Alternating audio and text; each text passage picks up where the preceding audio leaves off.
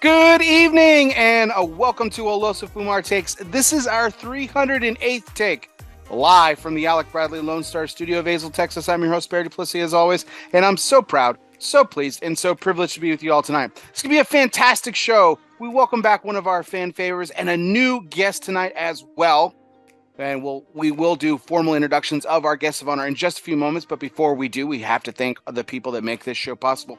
And that, of course, is our sponsors. And tonight's show is sponsored by Drew Estate. Drew Estate is doing it once again with the 2024 exclusive release at Casa de Monte Cristo of the Liga Privada Unico Porchetta, returning exclusively at Casa de Monte Cristo. So the exceptional culinary-inspired cigar now comes with an updated footband and corner sticker reflecting its 2024 release. Renowned for its unique flavor profile, reminiscent of the traditional Italian roast pork dish, the Liga Privada Unico Serie Porchetta is once again available exclusively at Casa de Monte Cristo retail locations. Jonathan Drew, founder and president of Drew Estate, has said the Porchetta is a meaty, in-your-face, turbulent journey of flavor aroma. It's hard-hitting yet smooth, kind of like Larry Holmes' jab, powerful but controlled. Our 2024 release continues this legacy of depth of complex notes, same blend, updated packaging, go figure, still great cigars. The Liga Privada Unico Serie Porchetta showcases a meticulously fermented Connecticut River Valley stock cut cured Habano wrapper, a plantation-grown Brazilian Matafita binder, along with curated mix of Honduran and Nicaraguan fillers, showcased in a 6x46 box press Bolicoso. The Porchetta offers an intricate, savory, and robust smoking experience. So check out Casa de Monte Cristo for this amazing cigar today. And welcome, everybody. This is our 308th take. Whether you're watching us live on Facebook, as we do broadcast every Sunday night at 9:30 Central, or listening to us later wherever you listen to podcasts. If you're listening to us later wherever you listen to podcasts, whether it be on Apple Podcasts, Spotify, Google Play, Podbean, or wherever you listen to podcasts, tonight's audio broadcast is courtesy of Grand Habano Cigars. Honest, compassionate, great cigars. Be sure you download, subscribe, and review today. The good. Thanks to Grand Habano Cigars. Tonight's guests are sponsored by United Cigars, so smoke one today and start a living united. It's Mr. Matt Tye and Raul Ramos of How About That Cigar. Gentlemen, how are we doing tonight? Good, brother. How are you doing tonight? Oh, I am rocking and rolling. I am freaking you out because I'm drinking coffee at 9 o'clock at night, and I know you're like wanting to go to bed at some point. So you're like, how long is this fucking show going to be? Hey, I got the day off tomorrow. I mean, we've got a show tomorrow night, so we could just kind of roll it straight from this into, tomorrow night's show. That'd do be the record-breaking thing. We have done a marathon before. Yeah, we've done 5 hours straight. Cigars and baseball. Yeah, like 5 hours. 5 hours straight. Yeah. The Meet the Professor show that did that 24-hour marathon that a couple of years back during COVID and everything, when none of us have anything to do. That was fantastic. That was a lot of fun. That might be an idea down the road. Get a bunch of us together and just do another one. Break the record. Yeah, I'm down for it. The Developing Palates guys did some of those during COVID. Like I think one of them went like 8 hours. I jumped on a couple of them and said hi to some folks. But yeah, that was a lot of fun. Yeah, it was long time. Like some of them. I think one went actually longer than that. I think one went like 12 or something. It was insane. So let's do it. Let's break the record. But really excited to have you guys on tonight. Thank you so much for joining us. I'm really excited. I see you guys already smoking, so I've got my cigars here as tradition here. I'm going to ask the new guest, Raul. I'm going to ask you to pick my cigar for me. So, but before I get to that, what are you smoking? And if you're drinking anything, let me know as well. Go ahead, Matt. I am smoking the Revolt from Distant Cigars. Nice. And I am drinking the Oktoberfest from Uncommon Loon Brewing Company in Chisago Lakes, Minnesota, just about 15 minutes northeast of here. Just one drink tonight? You usually a couple things going. It's a crowler, so yeah, just the one beverage tonight. I do usually have a little bit of whiskey and a little bit of beer, but just the one beverage this evening. I'm pacing myself because we got a drink on the show tomorrow night. So I do try to get him a little tip. Yeah, he's doesn't drink, so he tries to get me drunk every chance he gets. I like watching people enjoy themselves since I can't enjoy myself on booze. I am smoking this dog racket right here. It is the Karloff, one of my favorite cigars in the world. I only have a few left, but I wanted to smoke it tonight. And I am just drinking agua. Body Body armor with electrolytes, man. electrolytes. Good stuff. Good stuff. Yeah. Don't want anything to interfere with the taste of the Karloff, I suppose. So No, I mostly drink water when I smoke anyway, unless it's in the morning. Then I'm drinking my coffee in the morning. nice. In the morning. In the morning. I'm one of those people that could drink. I could drink. I could go to Starbucks right now and get a double espresso and go lay down and fall asleep in less than 15 seconds. I used to be like that. Yeah, And then I hit 50 and it's like, no more. I just toss and turn. It's terrible. Oh, so I see you're also like Matt and you like to lie about your age. Okay, that's cool. Bear doesn't believe me when I say how old I am. How old do you think I am? Well, like Matt, you guys are in your early 40s, maybe just a hair older than me. So I'm 52. yeah, sure you're not. Okay. It's a trend that everyone and Matt introduces me to in his life is just like, lies about their age incessantly. It's just like, what the hell, man? It is that good, crisp Minnesota air that keeps us young. It has to be or something. Yeah, we only get wrinkly on the inside. Yeah. Yeah, and what I mean, it's kind of a joke. It's kind of silly, except for Matt involves his kids, and he starts lying about his kids' ages, and it's just like, come on, man, just you do not have a kid out of high school. Like, come on, that's ridiculous. I've got a 30-year-old. We both have 30-year-olds. That's no, you don't. Stop it. Just stop, both of you guys. Like, this is a problem. My youngest is 20. My youngest is 15. Stop. Yeah, all of you. And I just had my 7th one, not me. My daughter had her. How can I say this? I had my 7th grandchild on Tuesday. That's crazy, man. 7. Yeah, That's so awesome. fun. That's so. I can't wait to have grandchildren. So you mentioned like in the green room that you have all daughters. Like, do you have grandsons or do you just have granddaughters too? No, I have 3 granddaughters and 4 grandsons. So starting to win. Staging the comeback. Nice. All right. Well, Raul, I got a couple of cigars for you to choose from here. So 2 of them actually. One's in a box and one's in a bundle. So I pulled out my second to last box of the Face Redux. So you had Tatuaje. So I've got a new bundle that I just procured from Cigar Hustler, the Umbagog Bronzeback. Oh yeah, nice. Very nice. Those are solid. And speaking of Cigar Hustler, I have a Postania War Bear. Oh yeah. Mm-hmm. And Black Star Line's anniversary cigar, the Marron, which is manufactured by Espinosa in conjunction with AJ Fernandez. So name it, man. Whatever you want. I'll smoke whatever you pick.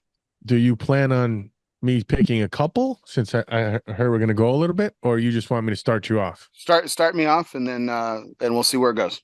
The War Bear. The War Bear, you got it. All right. I love that stick. Yeah, it's a really good cigar. Even though Mike doesn't like me. Mike loves you. Why doesn't Mike like you? Mike likes most people. What'd you do? Like you have to Mike really Palmer. fuck up for Mike not to like you. No, Palmer. Oh, that's okay. That's fine. Then it's okay. So I was watching their show one day and they were talking about how about that cigar, and they're like, and some new guy over there, Raul Julia. I'm like, some bitch. So I was dying to meet him and bust his balls a little bit at PCA. And then once I met him, I'm like, this dude's pretty cool. I like him. And we've actually built a friendship. I like that guy. Yeah. Yeah, Palmer's good people. So he's he's a little bit of an acquired taste, but he's good people. He's I have his taste. So. And Stefan Cabbage is a good dude too. Oh, absolutely. He's one of the best. Really good dude. And he makes great sticks. sincere and genuine, and um one of those people where the word authentic isn't just a word, it's a way of life. Yes, sir. You know, that's kind of the way really I've really kind of viewed my friendship with Mike over the years. It's just like it's just very real, and very authentic, and which is great. You know, it's this industry is full of people like that, which is great. You know, Mhm. Yeah. there's a few sour apples in every barrel, but it's good. You know, overall, it's it's filled with some wonderful people. But Raul, you know, I know Matt's been, like I mentioned before, Matt's been on the show, so I've got some questions for both of you, but a lot of this is going to be a little bit about you and learning more about you, of course. Love that. Uh, so, I love talking about me. so first of all, why do you hate the world's worst baseball team? I mean, let's just get started there. I'm just kidding. So I grew up in the Lower East Side of Manhattan until I was Okay. 13, then I got shipped out to Minnesota. But I think it was 78. My dad took me to the parade when they won another World Series. I don't know why they got 27, something like that. Oh my gosh. And I Sitting watched. next to a It's Yankees like fan. it's the only number Yankees fans know. That's 70 right. chance. Ask them to count to 10, they can't do it, but they did 1, 27. 27. What? 27. Exactly. So I watched that parade on my dad's shoulder, and ever since then I was hooked. Just hooked. Then I wound up moving out to Minnesota, and I went back home a few years later, and I had my Yankee stuff on, and my family's all Mets fans. My Oh, that's grandfather funny. wouldn't even let me. He wouldn't let me in the house. In Spanish, he's like, "Who is that kid? He's not my family. Get him out of my house. Get him out of my house. Take that shit off." So yeah, I'm one of the only Yankees fans in my family. Everybody Oh, else that's is. even funnier. Oh Mhm. man. Oh wow. But I am also a Jets fan, so it's yin and yang. Yeah. And we got stuck with your old quarterback. Yeah, how's that He, working out for you? he's such a head case. Well, Yeah, we tried to sorry, tell you that we tried to tell got you all his that. best years. Yeah, we tried to tell you that. Gosh, just heartbreaking he is. Yeah. Getting people fired. More trouble than it's worth. And then he said, "Oh, it wasn't my fault. He got fired. Yeah, right. I love him. It Yeah, wasn't my right. fault." I don't believe him. Not one bit. Oh man. Well, let's get things kicked off here with we kind of already have, but let's get things kicked off with tonight's major point, which is brought to you by Gran Habano Cigars. From the fertile lands of Honduras, George Rico and his family have put together the very best vintages for you. Yep, that's you, the cigar smoker. From value-based hits like Corojo number 5 to the award-winning 20th anniversary to special projects like Zulu Zulu, Gran Habano is about cultivating the best and making pinnacle cigars for the market. Culture, tradition, quality, premium, handcrafted. Gran Habano cigars. So, I mean, let's kick things off here, guys. I mean, let's and Raul, I know you've been doing the show with Matt for a little bit. We're gonna go back a little bit more in your journey because I'm really excited to learn a little bit more there too. But just to kind of kick things off from a cohesive standpoint, you know, I know you've been with the show for a little bit now, but Raul, but it's you know, this is kind of you're well into the I guess a new era, Matt, of how about that cigar. What's it like? And I'll tell you the context of this question. You know, Coop likes to talk about all the time, like how lucky he is, and is the fact that the group of people that he's kind of put together have been together for as long as he has. Like you don't see that. You know, there's one thing happens or another. You know, and things, you know, life things change and everything like that, and um, you know, that's not good nor bad, but our team has just been really lucky that it's been that together, but doesn't make that you guys have been unlucky. So I'll just shut up and ask the question. What's it like with this new era, a new host, and still doing what you've been doing for the last few years? Yeah, honestly, it's really great, and I say that.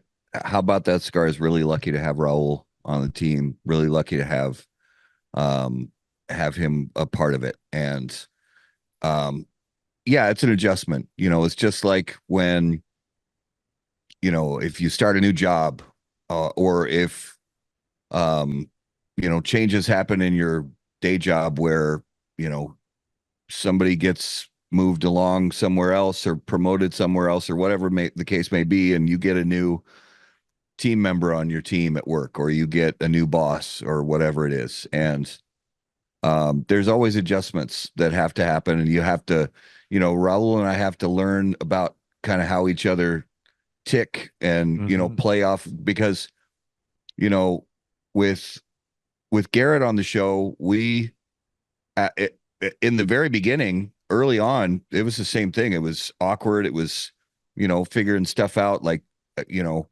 working off of each other's strengths and like, Different kind of style too, right? yeah, Yeah. different styles, learning how to kind of vibe together and, just like, two actors in a scene or whatever it is, you kind of learn how to listen to each other and work together and all that. And so, yeah, it's been, there was definitely some adjustments, and stuff like that, but um we're really lucky to have Raleigh on the team, and it's a good fit, because Raul is coming at it from Raul has this perspective of somebody who's really really dedicated to learning everything he can about cigars and the processes and the people and all that stuff. Yet he's coming at it from a different experience level, where it's like, what, Yep. 6-ish Yep. years ago, Raul got started with cigars, and I'll let him tell that story because it's his story. But and that's a really great thing, because sometimes you can have like almost a jadedness when there's this, when there's these experiences with like storied brands from the 1990s or whatever, that I may have, and a lot of other cigar smokers may have. Raul's not jaded by those experiences, and Raul is also no nonsense, no bullshit. Like, this is the way it is, and that's it. And I really dig that, and I think it works well. I think we work well together, and so yeah, I think, like I said, definitely you always have to make adjustments when changes like that happen. But we were both willing to roll with the punches and learn from each other, and just kind of, spend that time, dedicate ourselves to spending that time getting that sort of on-screen vibe with each other. And it's worked out really well. When Garrett departed the show, Matt, there really wasn't any in between time. It felt like it, Raul really kind of joined right away. Was it always your vision to have a partner, like continuously? And was it kind of like an on-air tryout kind of process? Were you going to bring other people in, or was it like, no, Raul's the guy that I like it. This is it. Like, here we go. I mean, it was, I knew that Raul could do this because he helped us out at our first ever Cigars and Baseball. So when we did the charity event, Cigars and Baseball, the first time, Raul was with me throughout that whole thing, and did a great job. And you could tell it was literally his first time ever doing anything like that. You could tell he was nervous, all that stuff, which I totally get. And that was the least of my worries, just getting through that first Cigars and Baseball, because it was the first time event for us. We were just trying to figure out how to get it done. And then, yeah, it was early August of last year that Raul was, when I said, all right, I need, because it was kind of abrupt, like, I need a new co-host for the show tonight, or in a few days, or whatever it was. And very first name that came to mind, I sent Raul a text, and he was like, I'm in. I'd love to help. And it was sort of an audition process, I guess, for 2 months, for a couple of months. It was like, I mean, I never really called it an audition process. You know, I just after the first, 3 or 4 weeks, I was pretty much dead set on having you as the new co-host of the show. And but I to your credit, you were like, is this like happening after, because I was like, I never actually said, hey Raul, by the way, you're the new full-time host. He had to ask me because I sort of thought it was implied No, or assumed. But yeah, credit to you that you were like, hey, am I the guy? I was like, oh yeah, sorry, I meant to tell you that. Yes, you are. because everybody kept asking me, well, how long you gonna sit in for Garrett? How long you gonna? I said, I don't know. Whenever you tell him. So let me back up a little bit. When him and Garrett started, I think they grew together. The podcast grew, and they learned learned along the way together. I was lucky enough to have a mentor when I sat down here, so he could help me out. So that I think that sped up my process real quick. Yeah. And then to go back to cigars and baseball, after that day, I was hounding him. Hey, if you ever need anybody, give me a call. If you ever need anybody, give me a call. I was hooked right away. I loved it. What was it about that you love so much? Like, what was about it? I mean, I love it, and I can tell you, and I'm sure Matt can tell you something too. But what was it that really just captured you? Working with Matt once, first of all, is we do feed off of each other well. He's kind of like the doctor with the scalpel, and I am the handyman with that mallet. The 12-pound sledge, you mean? All right, But elaborate here. Here, give me more. So what I loved about it was just being able to talk to people and learn. Every time we sit down with a guest, I'm learning stuff. It's like I have a notepad in my head. I'm learning about different companies, different ways of rolling, different factories. Just where there's so many factories in the DR, so many in Nicaragua and Honduras, and learning all the Cuban history that's there, all that just was like, yeah, I like this. And then the people, what a great community we have, right? Like you said earlier, there's only a couple bad apples. There's only a couple assholes out there. And you know them right away. You could see them from a mile away coming. So the community, me being a firefighter, I just love that community. And yeah. And I love being on TV. I love talking. I bullshit with anybody, you know. I was going around to a lot of shops in Minnesota when I first started smoking, and got involved in a couple groups and had so much fun doing that and talking and, going to events. And some of the events I was selling the cigars for the guys that were for the salesman, or the brand owner. I'd start selling cigars for them. So talking is always been, I wouldn't say easy for me, but it comes natural. Yeah. I mean, so your journey into cigars. So like how old were you when you tried your first cigar? 18, like most guys. Oh, okay. I So this has started at been 18, but I only smoked like at weddings or bachelor parties or, like on a graduation. It was here and there, and it was always like a Cohiba or Arturo Fuente, and that was it. And then a few of our friends started getting together for UFC fights, and one guy kept bringing over cigars, and I'm like, well, shit, I feel like a douchebag not bringing any cigars. So where do you get them from? And he's like, well, I got a couple shops and it's online. That night I went online and ordered my first humidor, glass humidor with 20 cigars in it. Within 2 weeks, I had a cooler full of cigars. there you go. Yeah, that sounds about right. And then after that, I have a decent collection right now. Yeah. Um, Decent collection. Are you are you nostalgic at all? Did you keep that piece of crap glass top humidor? Or did you nope, throw it? gone. Yeah. It was gone. No, Yeah, it's okay. That's funny. I They all didn't keep, they all belong in the trash. It's fine. It's cool. Glass top humidors are terrible. yes. They look pretty. That's about it. I Yeah. have one humidor now, and it pretty much holds my Boveda packs and my lighters. Everything else is they're in Rubbermaids with Yeah. a Boveda pack in there and a big cooler. and I have 6 of those coffin coolers now. Yeah.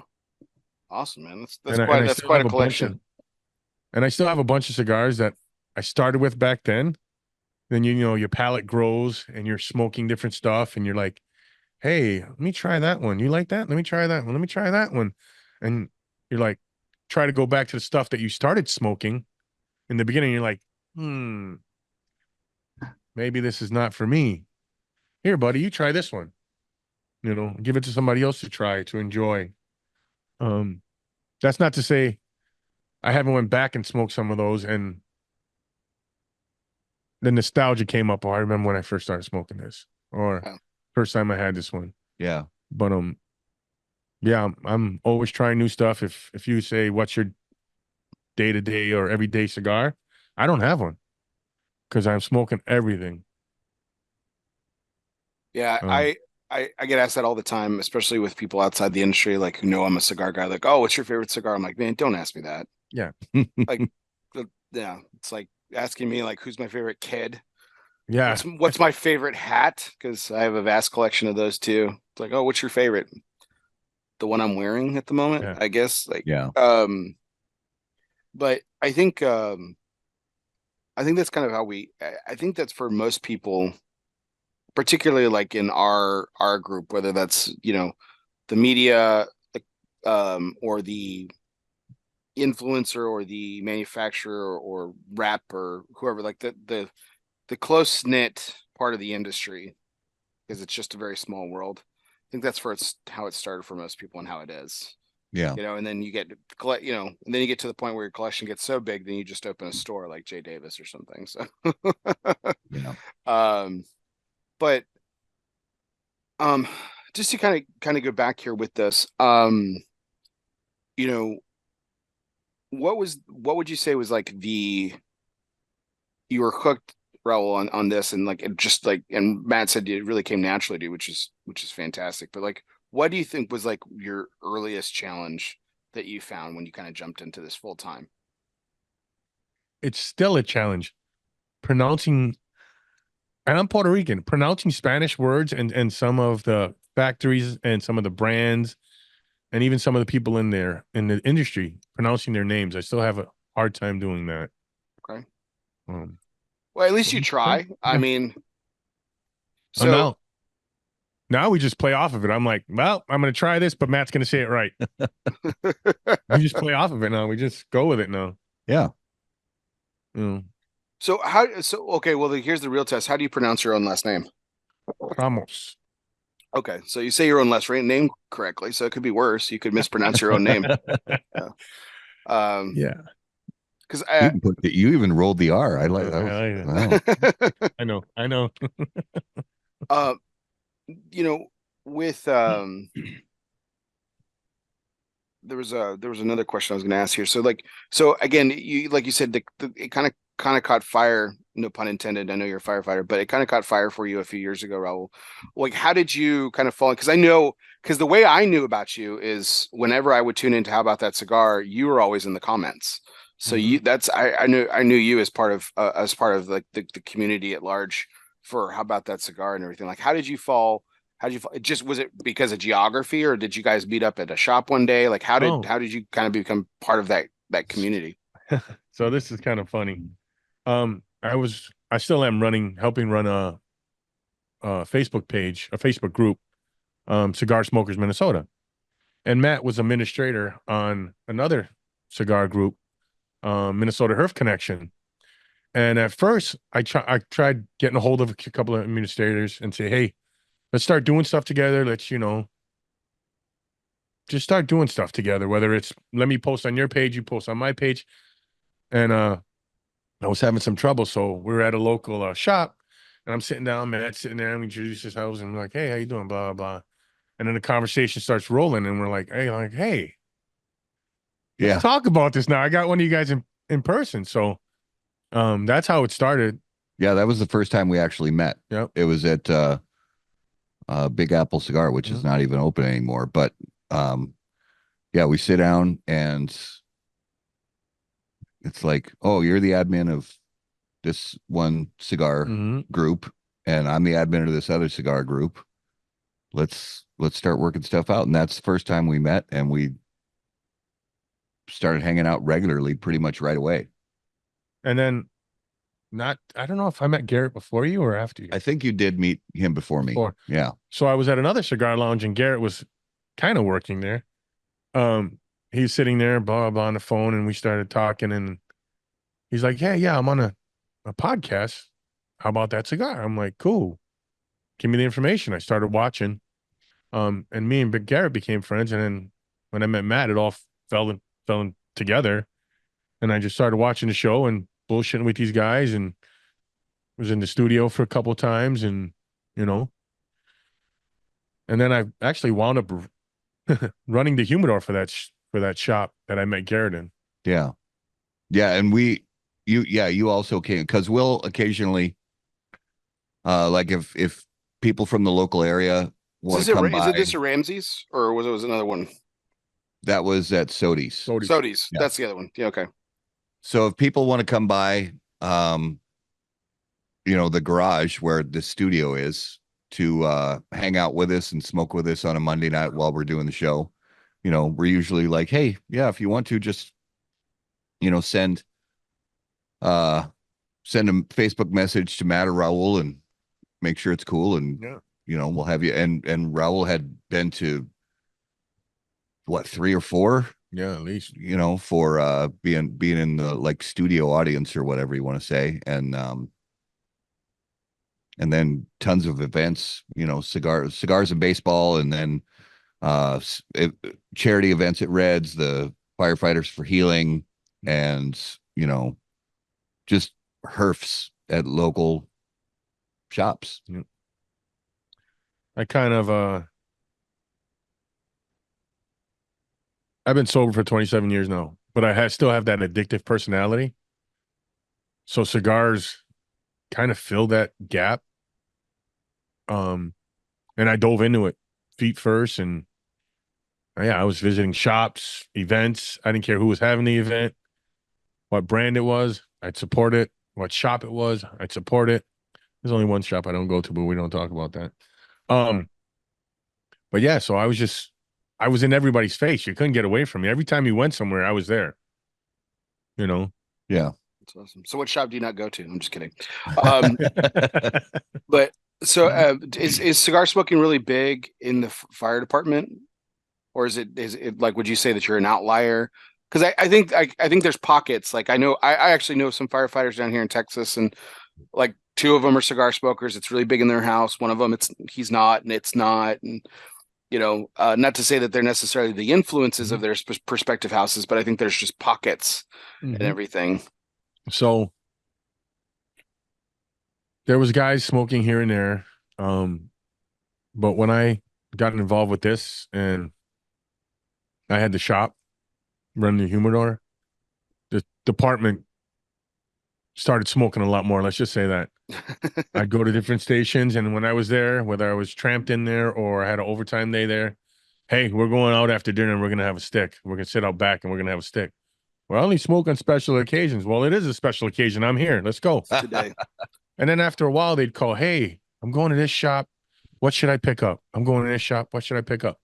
And some of the guys that were more just casuals, like I was in the beginning, like on birthdays and weddings and stuff, started smoking cigars more often.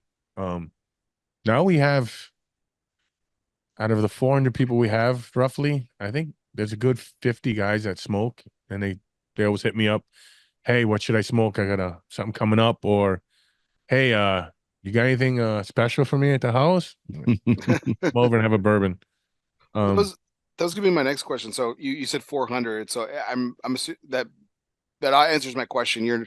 You're a member of fire department of one of the suburbs of the greater St. Paul, Minneapolis area, correct? No, I'm on Minneapolis. There's only 400 firefighters? Yeah, well, with admin, it's 428 or something like that. For Minneapolis proper.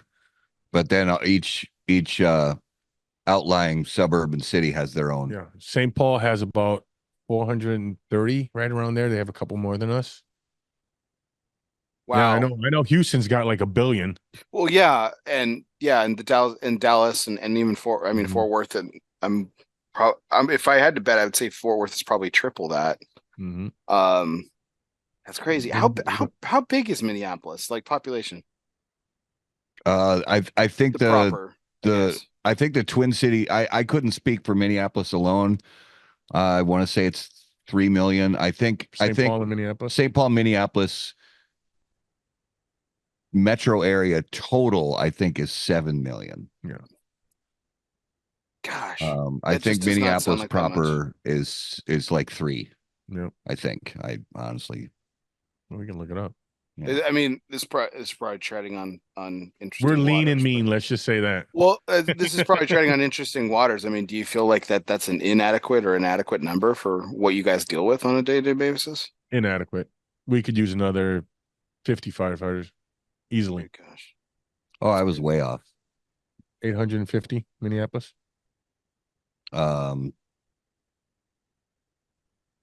The Minneapolis has a population of 429,000. Okay.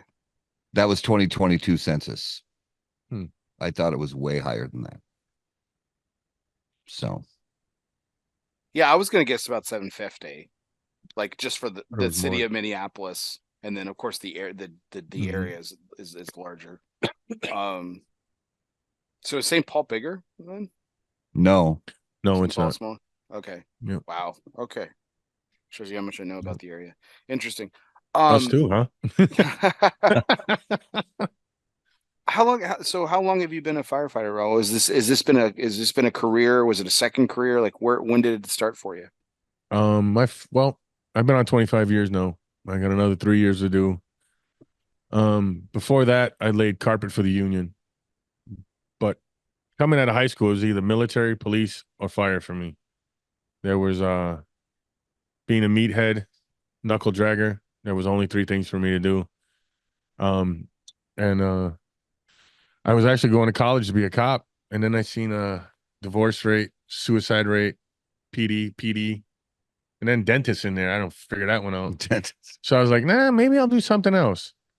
Well, then, but I didn't look down further down the list with firefighters, like 5: suicide, alcoholism, divorce rate. Yeah. So numbers probably changed in the last 25 years, but yeah. So in the military, I think I have a problem with authority. So that wouldn't have worked for me. And the fire department is paramilitary, so How's you that have your authority superiors, but complex doing for you? what was that? So how's that authority complex going for you? It's all right. I've been on 25 years, so I get a little leeway. And I know enough people on the administration to know when I can pipe up and when I need to walk away. Let's just put it that way. So what have you risen to in the department, like in terms of like rank or position? Like what Well, do you do on a day to day? I was a staff captain for a couple of years, so in the training division. And I didn't like that. I didn't like the Monday through Friday. So then I went back to the rigs, and now I'm a driver, FMO. I make sure they get water. I make sure I get them to the fire safe, EMS call safe. It's middle management is what it is. You get left alone. Yeah. You don't have the responsibilities of a captain, and you don't have the work of a firefighter. And I love driving that big red truck. It's great. That's awesome. I know I've taken my son to those touch truck events over the years and stuff, and that's like one of his favorite to sit in. And I just know that, like one day he's gonna build things. This is my oldest. He's either gonna build things or he's gonna be in the fire department or something like that, and he's gonna be driving something large at some point in Yes. his life. And it's awesome. I'm looking forward to that day. So so kind of just I know we're kind of bouncing all over the place here, guys, but with we talked about like how you're still kind of like adjusting role and everything, but who in your mind has been the most interesting interview that you've done so far? Not necessarily favorite, because I hate asking that question. What's your favorite? I was just What's the going to tell most you, I got a interesting? favorite, and then I You got do have most a favorite. interesting. Okay. All right. Yeah. Well, here, let's have it. Go ahead. Pete Johnson's my favorite, man. Oh, so the one just a few days ago. Nice. Yeah, that's the second time I did an interview with him. Yeah. And he's just so cool and so knowledgeable. And then, when we go off air, you know how it is. You go off air and he just pours out this knowledge and what's going on in the industry and stuff you might not see as media, but he knows. Yeah, You like know? Pete is one of those guys you could do a 3-hour show with him, and then after you shut off the live stream, you're still in the online studio, and he's happy to talk another 3 hours. Yeah, 1,000%. Another two guys that I really like interviewing and I actually like being around is Hector and Jack. Hector and Jack, yeah, Fun guys. definitely from Espinosa. And Hector and Jekyll, man, it's good stuff. They're always a good time.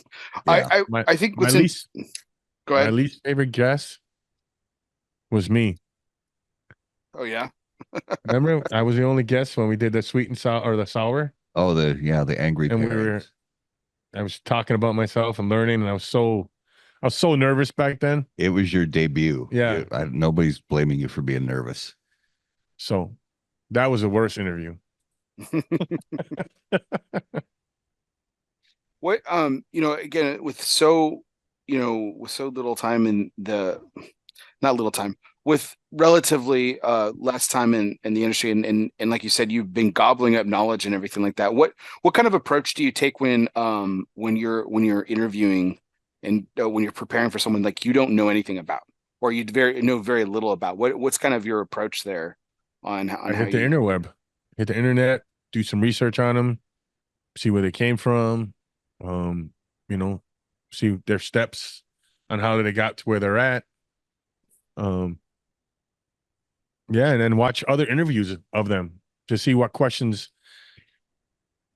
not to ask that they've been asked a million times, and it's kind of easy for me because Matt always hits them with the thought, like if you have that cup in your hand, Matt will asks about the cup and then kind of what's inside the cup and how you got to it. I'm like, yo, what you drinking there, bro?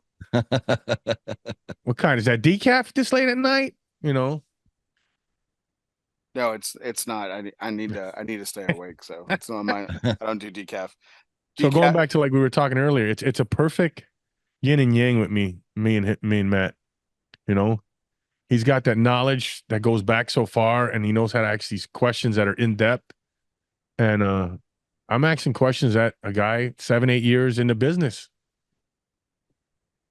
smoking and being around it might ask. Some of our viewers that are just starting to smoke, some of their ideas or questions that they have in their head, I'm popping in. Yeah. And I think some of the interviews we do, they're so used to dealing with the media and the guys with super knowledge and guys with so many years in the business that sometimes these questions that they might have been asked for years, Yeah. come back and we pop them in there and they're like, oh, I haven't been asked that. Well, oh, that's good. Good point. Let's talk about that. And it's really tough. That, Bear. Anybody who does something like this knows it is so difficult because a lot of these people go on a lot of cigar shows because they want to promote their brands. They want to promote the industry. They like staying relevant. Yeah. Things like that. they want to stay relevant. A lot of them also, and we're super grateful for this. A lot of them also just want to support cigar shows, like ELOSOFUMARTAKES and How About That Cigar and others. And they're on a lot of shows. They have some of them, if you're, people who've been in the industry for a long time, they've been on, if you count them up over the last 10 years, they maybe been on hundreds, if not thousands of different shows. It's really hard to find new, interesting, compelling questions to ask them that they haven't been asked. It's really tough. And if you can get in even one on a show, then that I consider that like a home run. If you can get one new, interesting, compelling question, to somebody that they've never had posed to them before, I consider that a win. I think that I wouldn't say that's a goal of mine. What I really like try to strive for is like there's questions this is why sometimes I'll go on a run of like I book guests at a really great pace because I'm like, hey, these are people that I really want to talk to and I really want to ask these questions. And then there's times where I'm really struggling to book guests, not because I don't want to or because I'm lazy or that there's not willing participants. It's just like to Raul, to your point, like there's nothing that I want to necessarily ask them because that's kind of the point of my show is like I really want to ask questions about them as people and like or where decisions that they've made in the industry and like how that's affected certain things about their life and the dynamics of their professional relationships and things like that, just because I find that a lot more fascinating than some of the other stuff. And that's just the way that my content goes and everything. But to that point, something you said a second ago, Raul, kind of got me interested. That you used the word mentor when you were referring to Matt. I mean, Matt, I don't know how you feel about it. I mean, that's a big responsibility almost. And that's for me, if anyone ever called me a mentor, one, that's terrifying. But two, that's got to be a huge honor for you. And I mean, and also, like I said, a responsibility. Like, I would love to get back and maybe I will ask Coop this question about, because I certainly view him as a mentor, in a lot of ways. What does that feel like for you? Like to have this kind of responsibility of, like you said, you and Garrett came up together. Now you're kind of not bringing Raul along for the ride. He's pulling great weight. He's doing all this great work like you guys are talking about. And he's doing a fantastic job as your co-host. But I mean, what how's that weight on you? Yeah, it's true. It's and I'm grateful if anybody in, whether it's Raul in this context of How About That Cigar, or whether it's somebody at my day job, or whether it's somebody in my family, one of my kids, or any young, 20 something, 30 something newer cigar smoker, at one of the local shops asking questions, I consider it a great honor that anybody would want to know my opinion about anything and want advice on anything or any kind of guidance.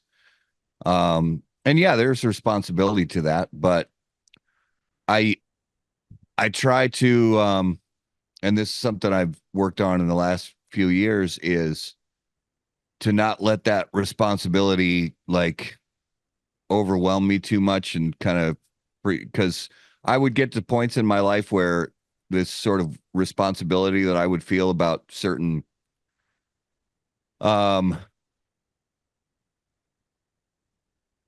certain like mentorship or leadership kind of areas, that it would, I started struggling with like freezing up, like, you could have a baseball pitcher who's really been just lights out for a long time, and then they go through a slump, and where they're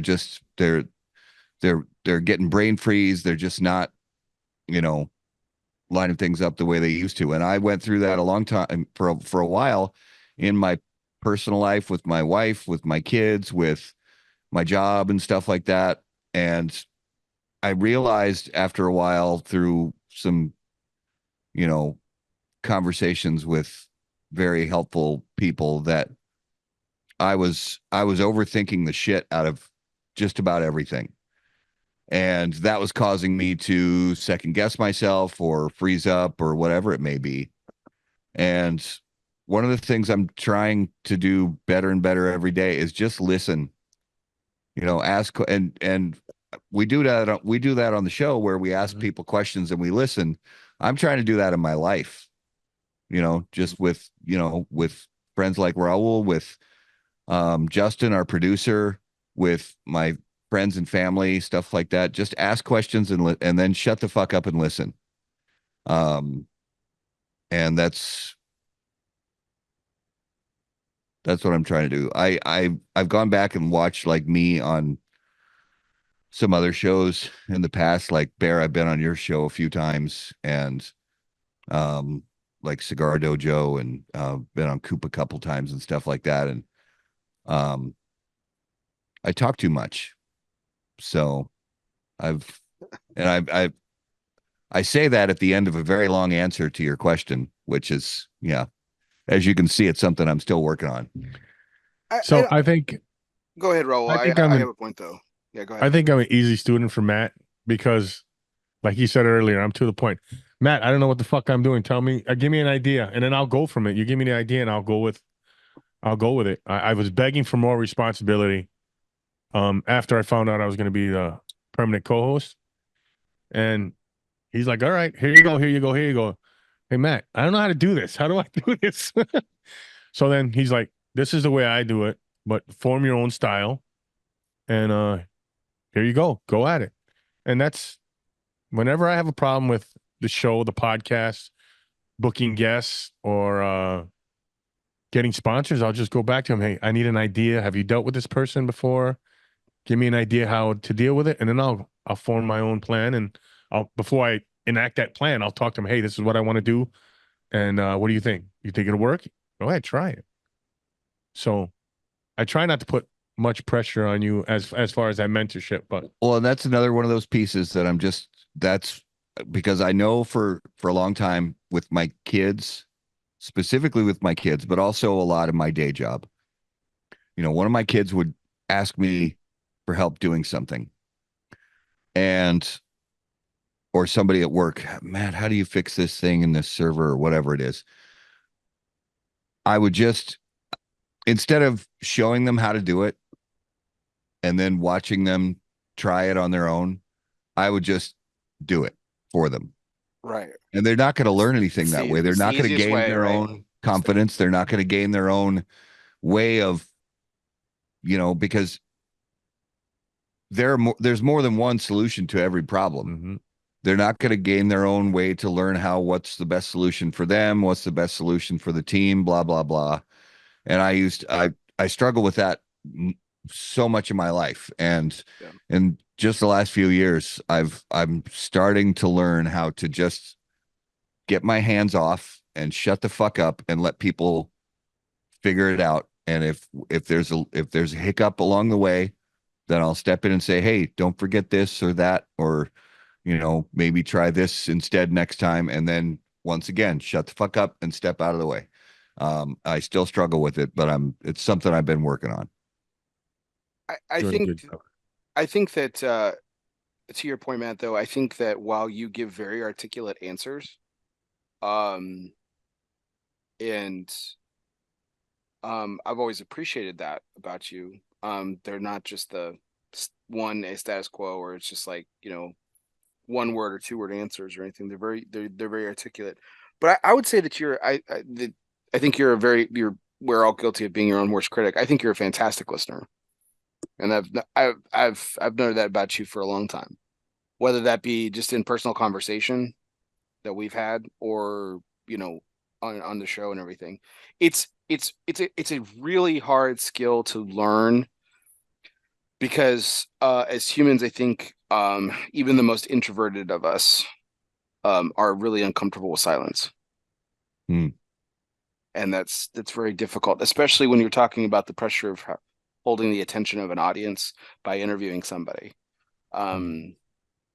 Case in point, like there's some times where I've asked questions, and like they're inside of me, it's like the stove's about to boil over, because like they haven't answered yet, and I want an answer to the question, and instead of like, I want to jump in and like kind of lead them down a path of something, and I'm just like, no, just let it go. Like, yeah, they're gonna have an answer eventually. It's not like we're gonna sit here forever, and but 10 seconds in a podcast of silence feels like an hour. So yeah, it's like, we've had a couple guests that you'd ask them a question and they really thought about it. Yeah. And then they gave great answers back, in-depth answers. And I'd be like, oh, snap, I never even thought about it that way. But so sometimes that silence is bad, or awkward, but sometimes it brings out great great conversation pieces or great answers. You know, what's his name? Mirafelt? Oh, Jeremiah Mirafelt. Jeremiah Mirafelt. Yeah. He, when you talk to him, when you interview him, he always He's thinks about he's it. very He's very thoughtful. thoughtful. Yeah. And he answers the questions, and you're like, it's such a wow. he speaks in such a poetic manner. Yes. He's such a he's a wordsmith, and he paints emotional pictures when he talks to you. Even if you're just having a conversation about the weather, for some reason he can make it seem like this deep emotional connection, you know, and he just has that way about him. But it's great because it's one of those where you can see the wheels turning in his head, and you just realize, okay, we need to just let him cook, sit back and let him cook, and let the silence be, because it's probably, I realize at the end of the day, when the audio version of that podcast gets posted to Spotify or iHeartRadio or whatever, to the listener, it's probably going to be like, what happened? What's with all the space? Did my speakers go out? What's working right? But when you watch it on YouTube or Facebook or Rumble or whatever, you can see the thoughtfulness, you know, in certain guests. You can see the thoughtfulness in their faces. You can tell that they really want to do justice to the answer of whatever question, or describing whatever family event or whatever it might be. His vice president of sales, Reinhardt's a lot like that. I had the pleasure of interviewing him a couple weeks ago. Yeah, we did too, very, very much the same way. You can tell why they have such a strong connection. They're very much cut from the same cloth. I love Manolo Casada is very similar to that. First time I ever met that man, I love telling this story. First time I ever met that man, 15 years ago. Was at an event, and he made me feel, and I was a nobody, like really nobody. Like I just and I wouldn't even say that I was like a super fan of his cigars, really enjoyed them, but I wasn't like it. You know, it wasn't like the first moment like I met Lito Gomez or anything, which was comical in its own right. But like when I met Manolo Casada for the first time, he made me feel like he flew all the way to the Dominican Republic just to meet me. Yeah. And apparently he does that with everybody. It's just very uncanny. And like, and to your point, Matt, about like Jeremiah, Manolo's like that too, where it's just there is a timbre and tempo to his voice that's just very unnerving, and it's almost like he talks in poetic, you know, stanzas rather than like, you know, normal answers like you and I speak. And it's just and anybody who has a musical background, you know, talking about tobacco and cigars with people like Michael Herklotz or Pete Johnson, Rafael Nodal, you know, I love anything that is creative, and or even Ed Porter with food. I was just thinking about him. Yep. Anything that's creative in nature, that pulls together a lot of different elements to make one cohesive thing. I love talking to musicians about those things that aren't music, because they put it in, because I'm a musician, and they put it in musical terms. And I know a lot of people, even if they're not practicing musicians today, a lot of people have experience with at least playing music once or twice in their life. And those conversations really, they just really speak to me in kind of a deeper level. You know, that when Pete Johnson breaks down a blend in terms of writing a song, or when Michael Herklotz breaks down a blend in terms of, or breaks down a tasting in terms of playing a a solo over the changes in a jazz tune. Mm-hmm. It really speaks to me and it just makes sense the way my brain works. Michael even broke down when I asked him a question, what do you have coming out new?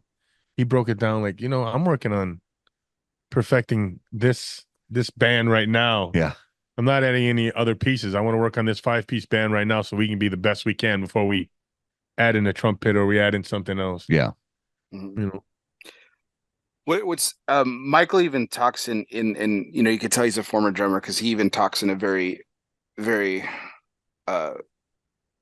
interesting way. Like there's a pattern to his speech that's really captivating. And it with each word each word almost is kind of like a cliffhanger. It's leaving you wanting more, and you're anticipating the next word and then the next word, and it's really easy to see why he has such a magnetic personality just based on the way he talks. Nick Perdomo is one of the same way too. I've heard Nick tell the same stories, and this would normally be like a negative, right? Like I've heard Nick tell the same stories. I don't know, probably 25 times. Give me 100 more. Give me 100 more times. Let me hear it again. Let me hear it again. And it's because it's just they're wonderful and they're beautiful stories, and you I can't get enough of it. And even though I know how it ends, or I know what resulted from it, I'm still just like glued into the conversation. And it's I think that's one of the magical things about these people that we have the opportunity to interview week in and week out. Mm-hmm. So I'm really excited about some of my upcoming guests. I actually have Janine Perdomo coming on my show in a few weeks. Oh, too. So nice. So I've always wanted to get that perspective of the story. Yeah. So that's gonna be a fun interview. So we're going to come back to some topical questions of the industry here in just a few months, but let's go ahead and take a break with what I like to call some of our fun segments. This next segment is brought to you by United Cigar, so featuring La Giana Havana and distributors of Jose Dominguez, Bandolero, Garofalo, the Firecracker, and the highly acclaimed Atabey, Byron, and now Alfonso lines from Selected Tobacco. Smoke one today and start living united. Now, of course, everyone, Raul, now this, Matt knows about this. That's probably why he walked away for a second, but this is the presidential trivia segment. Matt needs a refill on his beer for this one. Need a refill. So, I ask a presidential trivia question every week, and don't worry, it's multiple choice. So, and I had we had Jeff Hogan on the show a few weeks ago, when we found out, this was the time that we found out that Minnesota's own Tim Walz was going to be the vice presidential nominee for the Democratic Party. So that was cool to kind of talk about the state of Minnesota. And we kind of explored it a little bit more on another show, the history of Minnesota, voting Democrat in the presidential election, going all the way back to 1972, which they voted for Richard Nixon. Along with most of the country, because only 2 states were won by Senator George McGovern, and actually 1 state in the District of Columbia. So that was the most lopsided election in history in terms of electoral votes, which was interesting. But so I thought it would be kind of fun to do some Richard Nixon trivia. And while he's known for a lot of negatives and stuff, I thought about throwing some positives in it. But so this question is, which one of these is untrue about former President Richard Nixon? First of all, 1972 was a great year. I'll leave it at that. Was that the year that you pretended you were born because you're not really 52 years old? Yes. I swear Matt pretends he gets older every time I talk to him. Like, next time I'm going to talk, he's like, well, I was born in 1947. The Great Depression was really tough. It was really tough on me. So, all right. So which one of these was untrue about President Nixon? Okay, so not true. A, that he applied to be an FBI agent, but actually never heard back from them regarding the position. B, along with Franklin Delano Roosevelt, Nixon is the only candidate to appear on a presidential ballot 5 times. Okay. C, he had an outstanding combat record and as an officer in the Navy, achieving the rank of lieutenant commander during World War II. Or D, was accepted to Harvard but actually had to decline going there.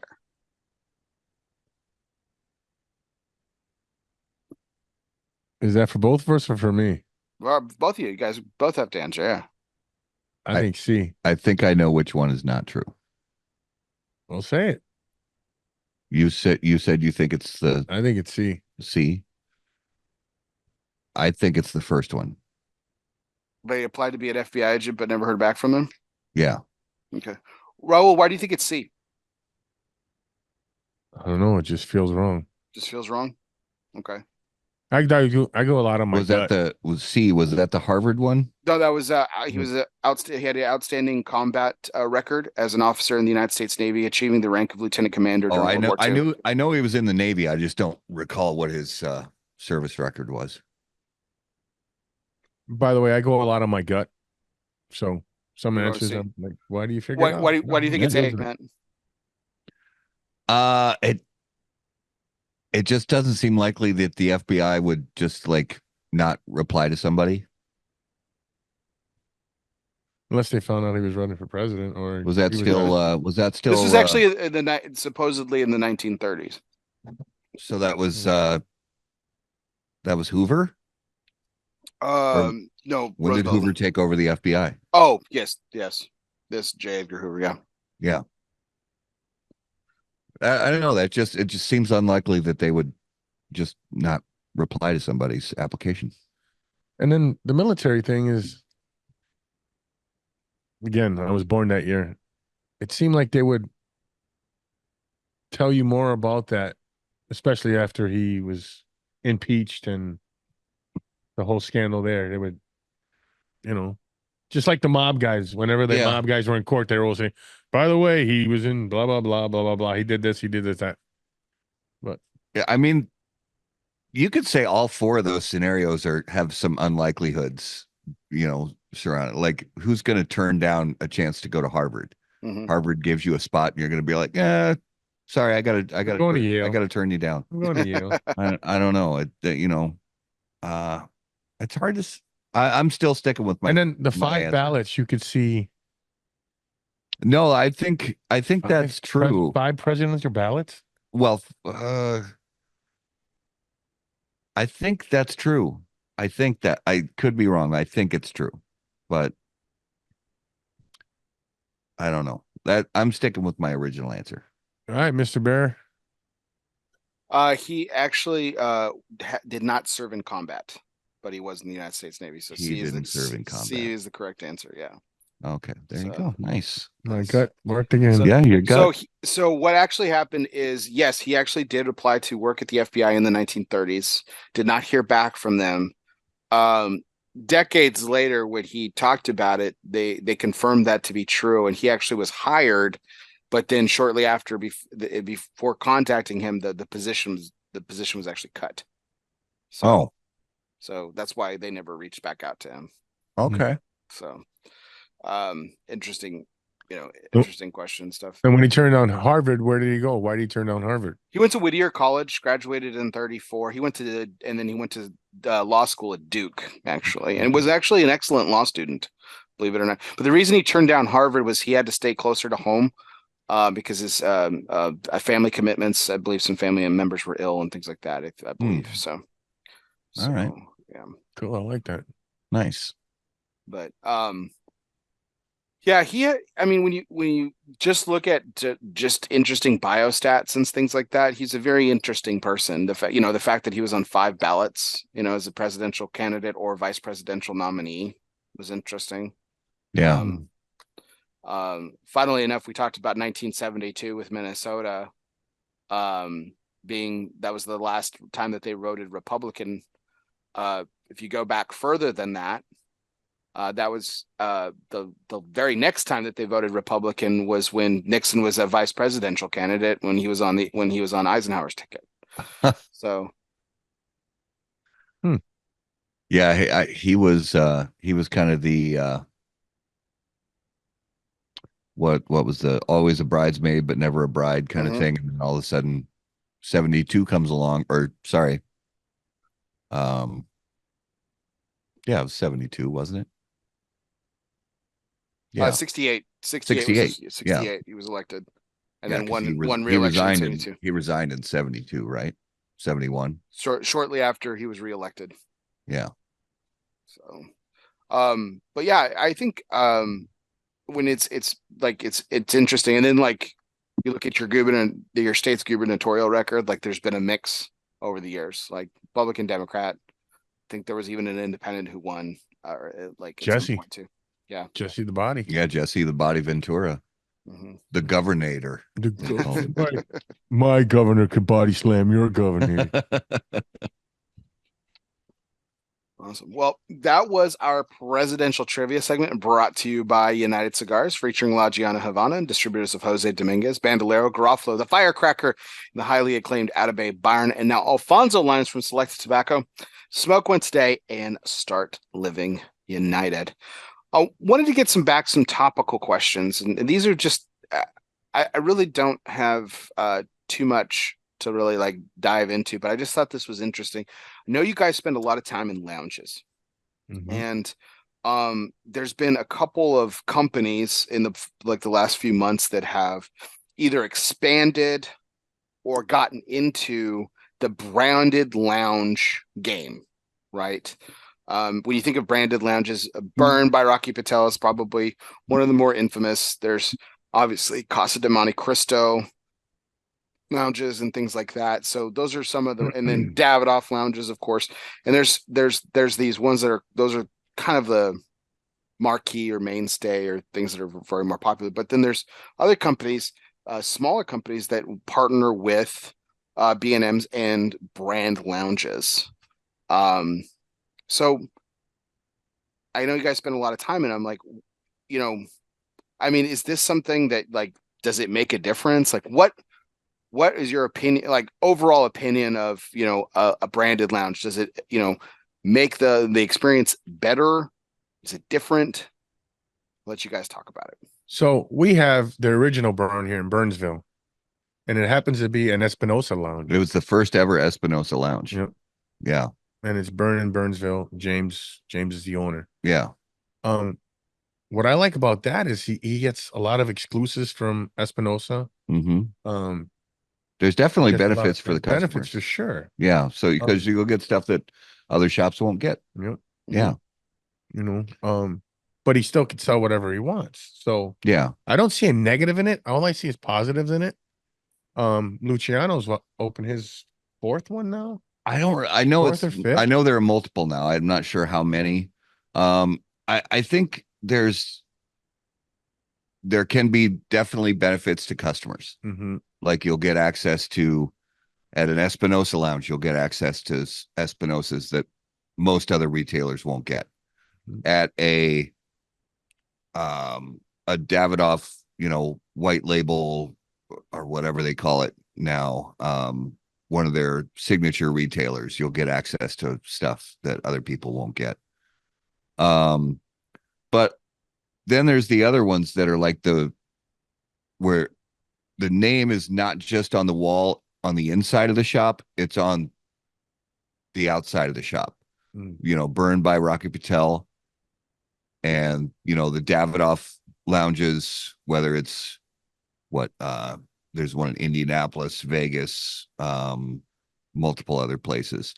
Those to me are different because that's where you're talking this brand owner, whether it's Rocky Patel or Davidoff, they actually have an ownership stake in this brick and mortar shop.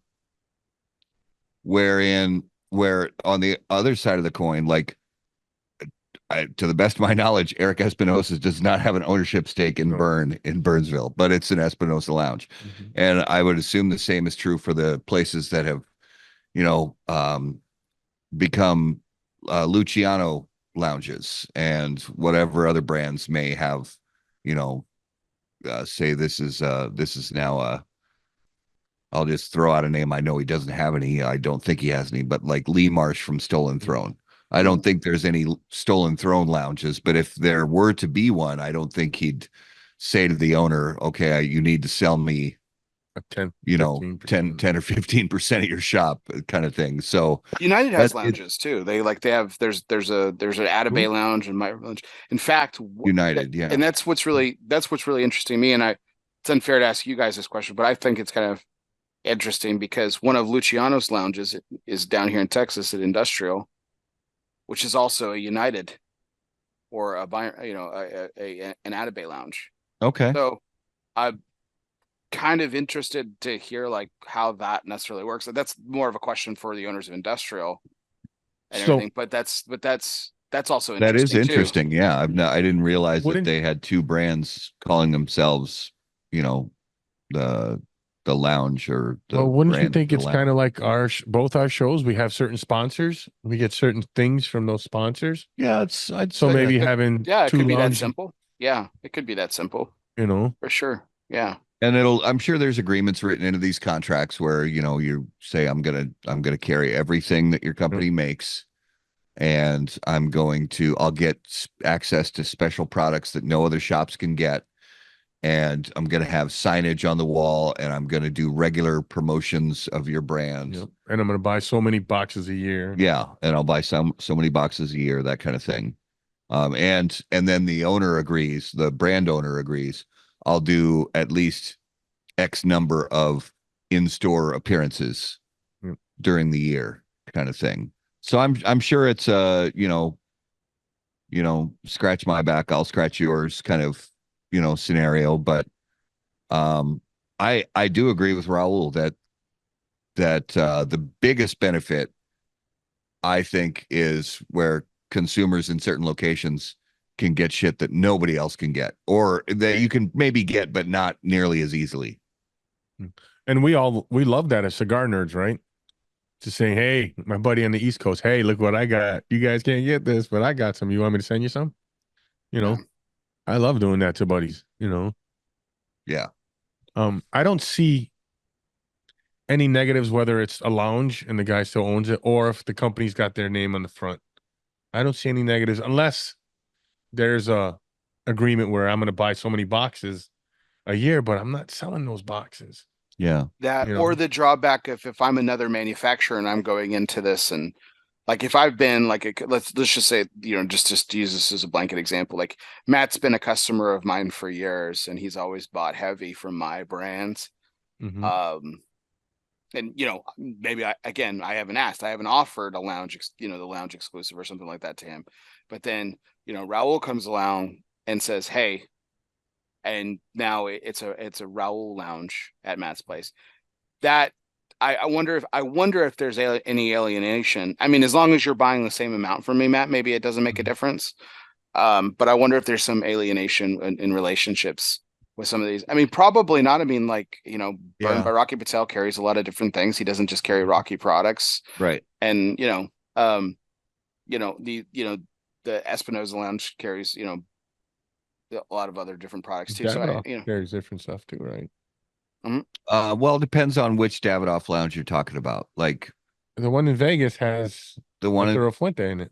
The one in Vegas has, do they? I thought they did. I only went there twice, and I don't honestly remember what they had in the humidor, but I think there's always risks, Bear. I agree. There's always risks, but I do think in the long run, most sales reps or brand owners are so freaking busy just doing their work every day that the only thing that is going to send up any red flags to them is if their order quantities go down.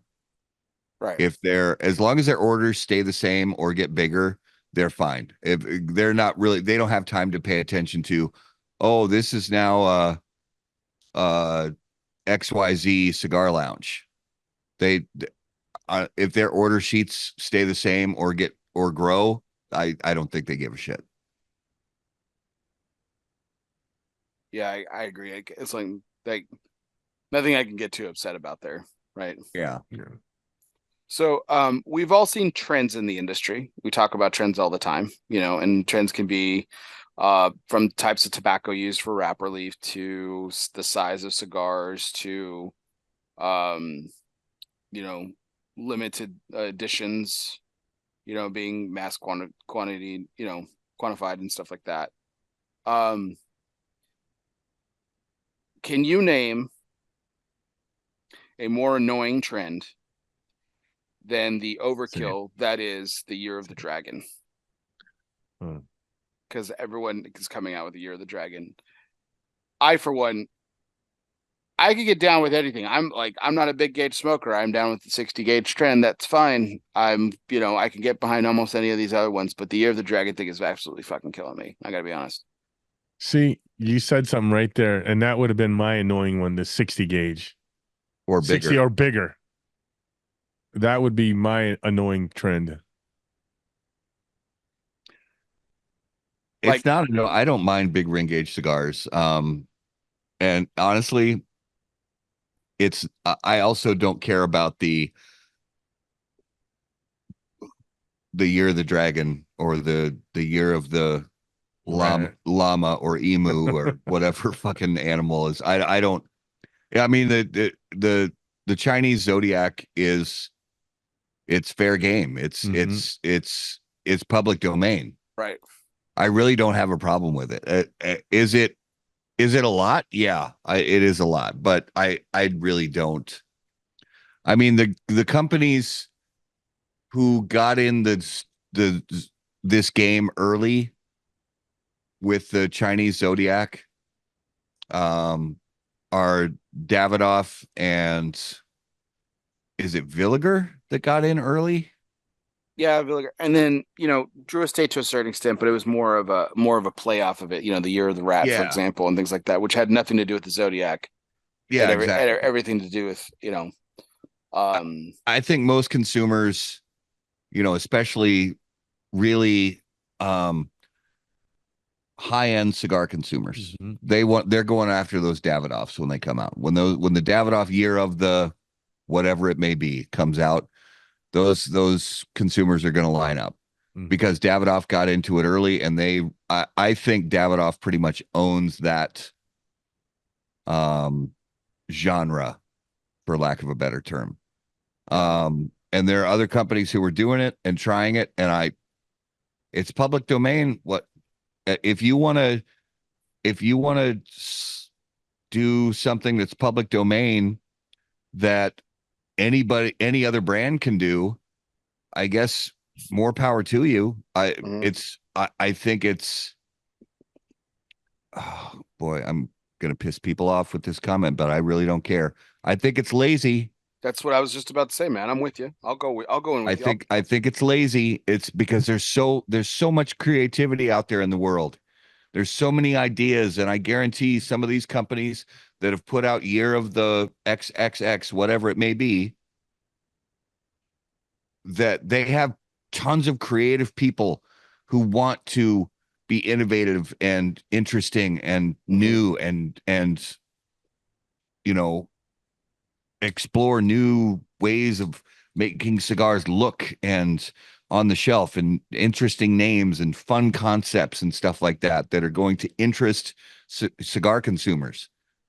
I agree with you, man. I think it's incredibly lazy. I think that's the problem with it. You're saying there's so much creativity in the world. I'll narrow the scope. There's so much creativity in the industry.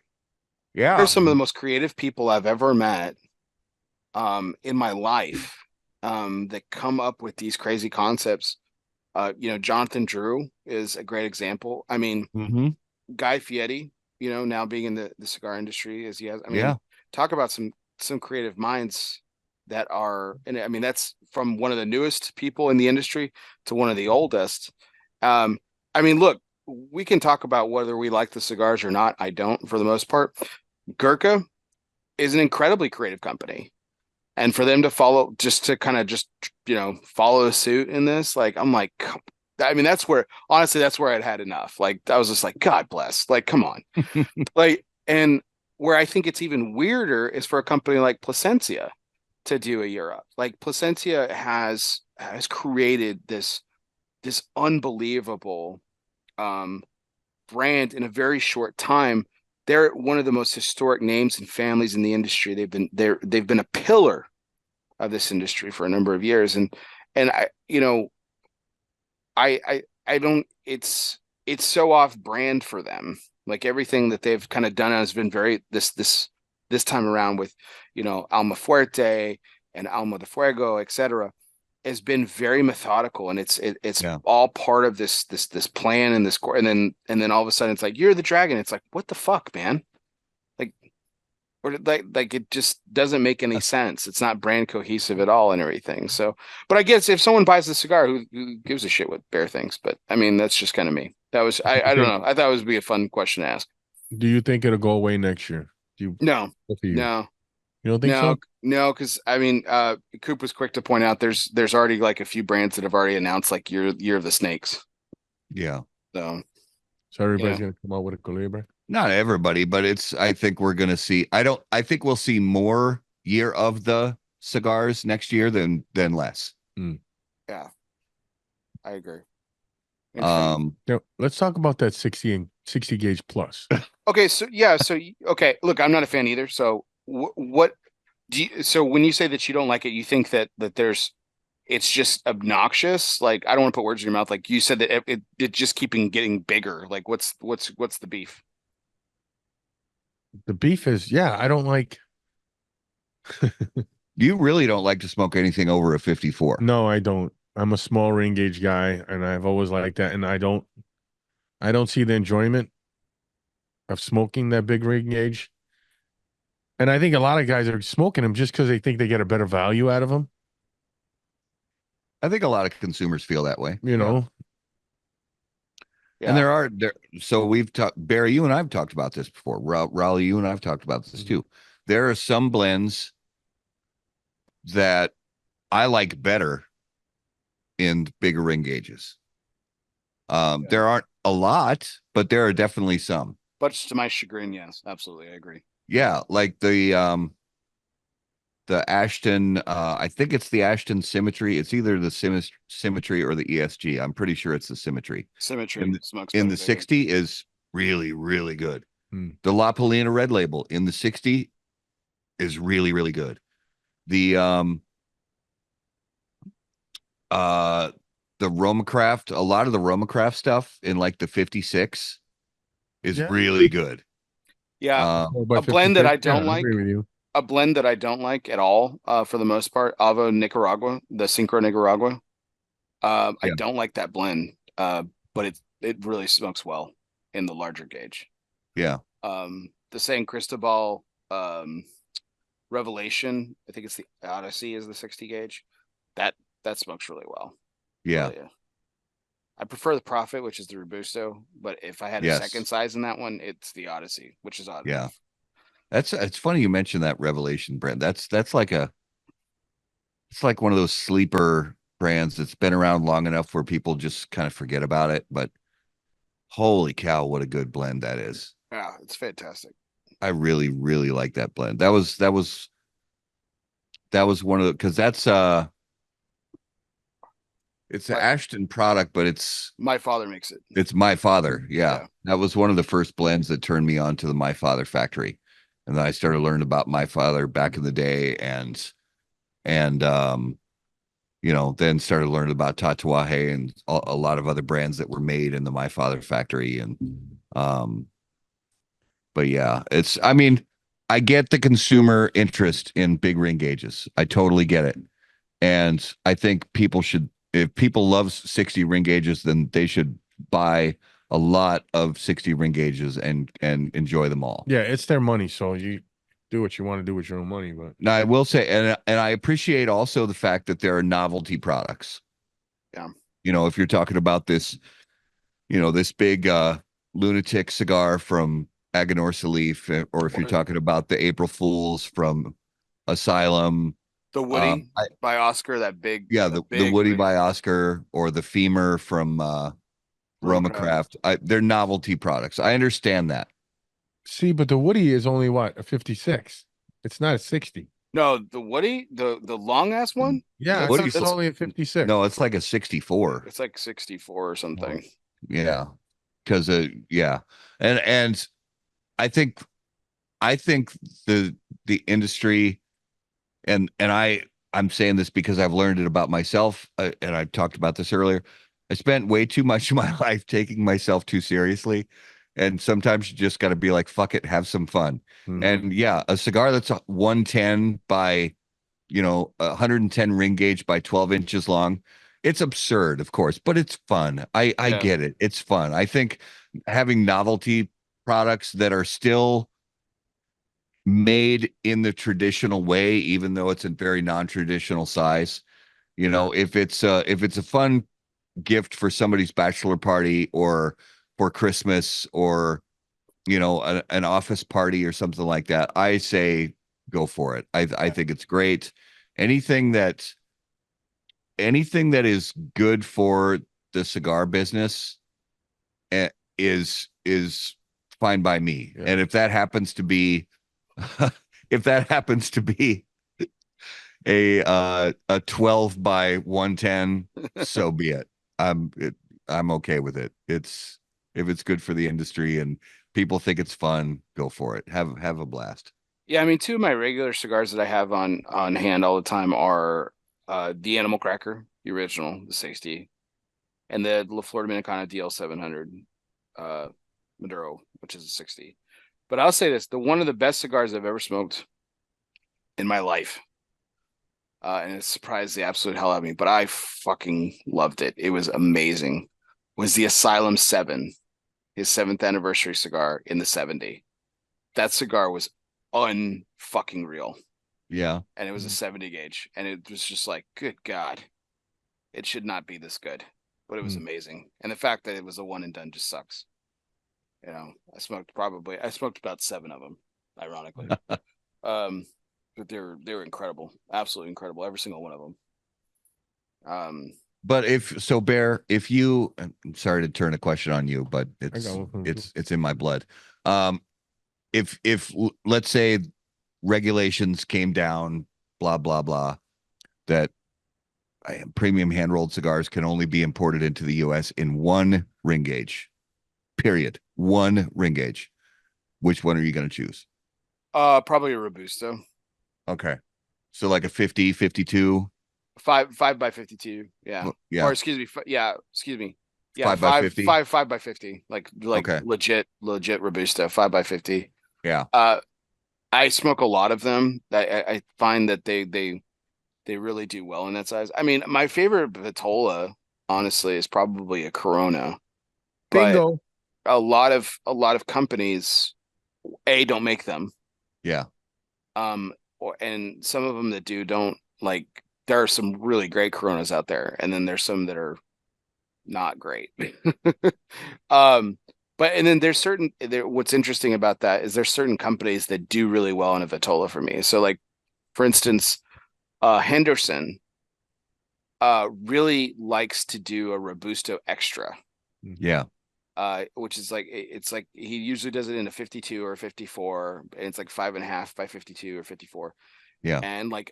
And does it for himself, does it for, like, when he was in, like, La Barba and Caldwell, and, like, it's just so he knows what he's doing in that particular blend. And I've asked him, I don't even think I don't even think that's his favorite size. I think he just, like, whatever, his blends just really click in that Vitola, for me at least. Yeah. And I think there are certain people that do Vitolas really well. Speaking of bigger gauges, Perdomo does big gauges, Oh yeah. and They're very good at, and they don't do small ring gauges. I don't think they do.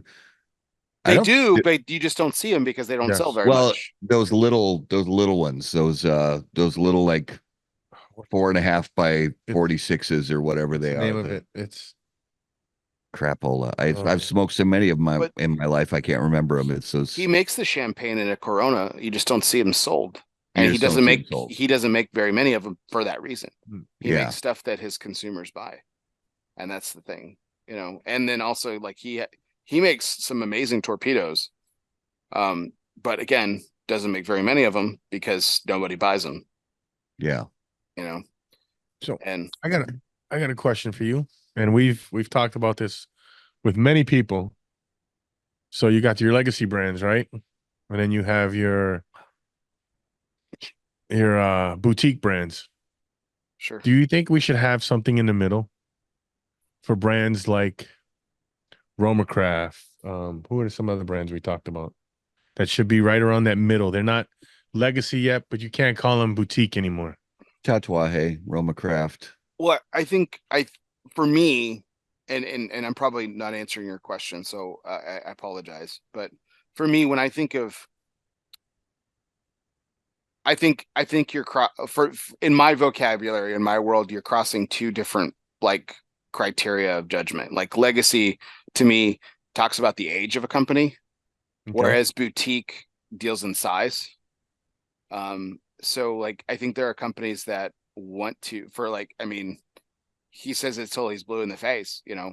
I mean, when Roma Craft hits its, 80th anniversary, they're probably going to be still making 2 million cigars a year at most, right? Like he wants to stay small. He says it all the time, you know, and that's the way he's operated his business, and that's where they've found success. And so I don't think he'll ever be considered a major manufacturer in terms of quantity because he doesn't want to be. So by that definition, I would call him boutique because of size, you know. So I'm really not answering your question, Raul, so I apologize. So like what like, are you more talking about like age or like in terms of like term, or are you talking about size and In terms of output, okay. you said. Yeah, I mean, we kind of break it down with the Cigar Coop Coalition. We break it down into three tiers, and it's very unsexy named, or it's small manufacturer of the year, medium, and then large. So, I think that medium category is really is probably the hardest to judge because it's like, what's the barrier of entry, to that? Because a lot of these companies, you would think have really large factories, considering like the output to your point, like Casa Carrillo. Ernesto does a lot of stuff, for a lot of folks, and he does a lot of stuff for himself. His factory is not that big. Right. La Flor Dominicana doesn't make cigars for any other people. They just make cigars for themselves. Their factory is actually really small, even with their expansion a few years ago. So that's really interesting, as well. So it's, to call like La Flor Dominicana like a medium size manufacturer sounds wrong. It feels weird, but they kind of are, Well, and once you win a Cigar of the Year from Cigar Aficionado, are you still a small brand? Right. Are you still a medium brand? I mean, it's right. Yeah. How can you classify yourself as that? So yeah. Yeah, I mean, I think there should be some kind of, as much wordsmithing as a lot of people do in this industry, and you'd think that we would come up with a term that kind of represents that middle ground. That's still very complimentary because, like, like no one says you're really tiny. They call me, oh, you're boutique. Yeah. And so I don't think, I think there needs to be some kind of word. I don't know one, but for the middle, but I think there should be something equally as complimentary than saying you're a medium-sized manufacturer. But until we do, I think it's just yeah, it's just gonna kind of. I just love that question for people, and well, it's one of those great questions because you ask 100 people who are really knowledgeable, dedicated cigar consumers, you might get 100 different answers. Well, it's really funny. Very, very, very, very openly and very candidly, I got into an argument with Alan Rubin's son, on this show about this brand because he's like, "We're boutique." I'm like, "No, you're not." Like, absolutely not. He's like, and we went back and forth on it. So I think it's again, I think it's one of those questions too that's also like to Matt's point, I think is very subjective because it's your own and very, interperspective too, because like, it's just your opinion. Yeah. It's like, Well, who I determines appreciate the fact that you brought that up, Bear, because and I don't I love Alan Rubin and Alec Rubin and Bradley Rubin, and I love all those people, and I've been a fan of their cigars forever. I think inadvertently, Bear, you landed on the answer, but the question can only be answered when the company sells, and that is, how much did they sell for? And if they sell for over a certain amount, they're not boutique. Yeah. Boutique brands don't sell for $72.5 million. Yeah. They just don't. And God bless them for making that kind of money. Mm-hmm. And God bless General Cigar for picking them up. But a boutique company doesn't sell for $72.5 million. That's a big company that sells to a massive conglomerate for $72.5 million. And more power to all of those involved.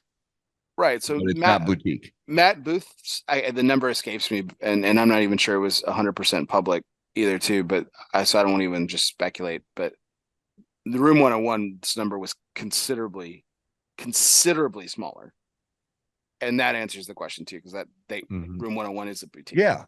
Room 101 is a boutique brand. Now, boutique brand that is owned by the biggest premium cigar conglomerate in the world. Correct. But still a boutique brand. And we know Matt Booth very well. And we know that he is boutique minded. We know that he is creatively minded. Mm-hmm. That he is all about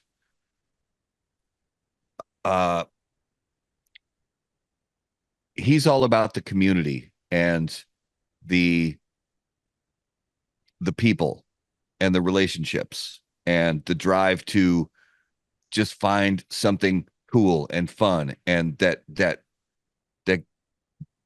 gets him excited and is going to get his consumers excited. Yet at the same time, his brand is now part of this big conglomerate, but he's not relinquishing that drive for creative freedom. Right. And I really applaud that. And from what I can see so far from the brand Alec Bradley is that they are still pushing. They are still creating. They are still, and they're having a good time doing it. And I understand Alan's position, being the patriarch of the family, and you really haven't heard anything from Alan since all this went down. Mm-hmm. I don't blame him one bit. More power to him, man. Go sit on a beach with your wife and relax. He took care of multi generations of his family with what he built, And as for Alec, I know that he's starting to have a family now, and his priorities have shifted, and you really haven't seen him a lot. Bradley's been the face of the company, and I say awesome, because Bradley is a good representative of that brand. He really is. And I wish nothing but the best to every single one of those people. But yeah, was it boutique before it sold? No. Is it boutique now that it has sold? No. And that's okay. There's nothing wrong with that. Nothing wrong with that at all. Macanudo's not boutique either. That's okay. But if you go way, way, way, way back in history, if you're talking about cigar brands, or if you're talking about, and I always, beer is a really good way to sort of cross-check branding and stuff like that with cigars. At one point in time, now I realize it was a really long time ago, but at one point in time, Budweiser was a craft beer brand. Yeah.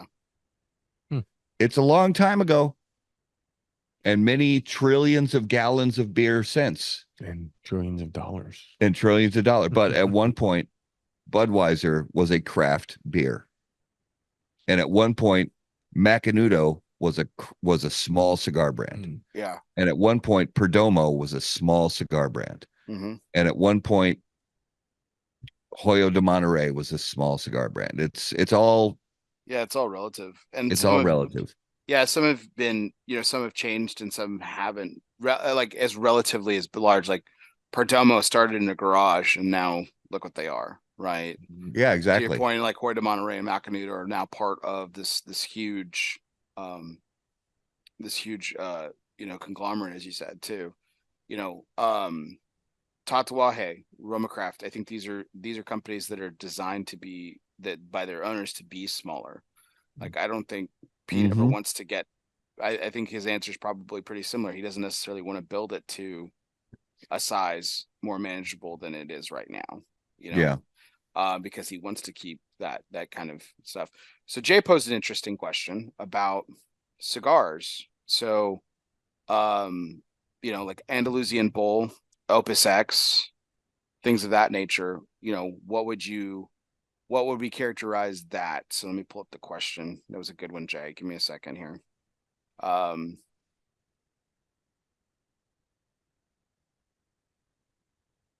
darn it. Where did it go, Jay? You're killing me. He talked about like, like the Escasos line and Opus X, for example. Like what would we characterize those brands within the brands, right? So, I would say that those are, I mean, again, there's nothing sexy about this terminology. For me, those are, regular limited production. Mm-hmm. So I wouldn't, or small batch is a good term. I think Jay had mentioned that. I think that's another, tagline you can put on that, but, regular limited production, we see it regularly, but it's just designed to be a smaller batch, so yeah. I think small batch kind of takes it. Any other thoughts on that? I mean, I don't know. I think you hit it right on the head. It's just a limited edition from a bigger company. Yeah. It's just, I wouldn't call it a boutique it's just limited. It's just what it is. You put the name on it perfectly. Limited from a huge company. Yeah. All right. So here's my last topical question. So we've mentioned Pete a couple of times tonight, and I had a box of, I have a box of the Face Redux. Wolfman Redux has been shipped out. And so he's made this commitment to kind of going back through the Monster series. So just the thoughts on this particular thing. Is this something, would you have rather seen him keep going with the series? Kind of come up with different names year in, year out, and it's just have this Monster series grow and grow and grow? Or do you like what he's doing with the project, where he's kind of going back and re-exploring it? Because I think his answer, I'll give my answer here in a second, but I think his answer is interesting, and very very very thoughtful. That there's a whole generation of smokers that never got to experience the Frank, myself included. It's the only monster, the only original monster that I never smoked is the Frank. Yeah, same here. Same for all three of us. Yep. So just any thoughts on his going back through it? Like what do y'all think about this? I love it because, like you just said, I've only been smoking 5-6 years. So the only time I smoke his older stuff, if Matt gives it to me or I get it for a Secret Santa or something else. Yeah. So I love that he's going back through it, and I love that he stuck to the original 13, and he's sticking to his guns on that. I love the idea. I love the yearly mash, bash, crash, whatever it is that he puts out every year. Yeah. I love what he's doing. it's interesting to think, because like think about this. By the time that he's done with the first round of reduxes, just assuming there would be another round of reduxes, Mm-hmm. that's 26 years of business. Mm-hmm. You know, it's 30 years. That's a career for most people, you know. Yeah. Yeah. And to keep people intrigued on some on a product, essentially the same product, even though the blends are different, and we can argue about those semantics. But I think it's I think for me, and this is my thought on it, I think circling back with it cements it, honestly, as the best limited annual series in history Yeah. of the cigar I industry. agree with you 100%. I know there's probably gonna be people who argue with me, but I think because like I think there are some that we're kind of approaching it. Like I thought Las Calaveras was making a really good run there for a little bit, in terms of like, okay, this is, you know, similar popularity, gaining notoriety with it, and everything. And then he kind of circles back, and then it just feels like it's blowing everybody else out of the water again, because we're going back through history. Yeah. Las Calaveras, really fun and interesting yearly project. I love the way they thought it out, and I love the way that they've released it over the years. And truth be told, some of those Las Calaveras have been absolutely outstanding. But from a pure, one of the things we've talked about a lot recently, and we even talked to Pete about it, is there's this with certain brands, when they get to a point where they get this fiery consumer loyalty, where these consumers, not only do they enjoy the brand and purchase the brand and consume the brand, but they defend the brand. They're like ride or die with the brand. Mm-hmm. Mm-hmm. And there are some brands who have done incredible work at cultivating those bonds and those communities with their consumers. Tatuaje is a great example. Black Label Trading Company is a great example. Espinosa is a great example, where their consumers, the people who are like, that's my brand, they are ride or die with that brand. And from that standpoint, Pete and the people at Tatuaje have done such a great job at doing that,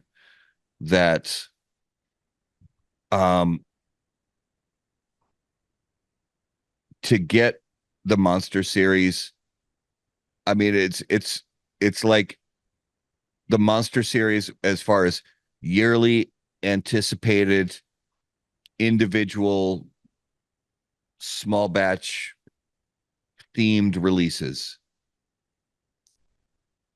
There's the Monster Series, and then there's 50 feet of crap, and then there's everybody else. There's a nice Moneyball, you know, to quote reference. to Yes. paraphrase Moneyball. It's yeah. They have done such an incredible job with that. And I'm not disparaging these other brands.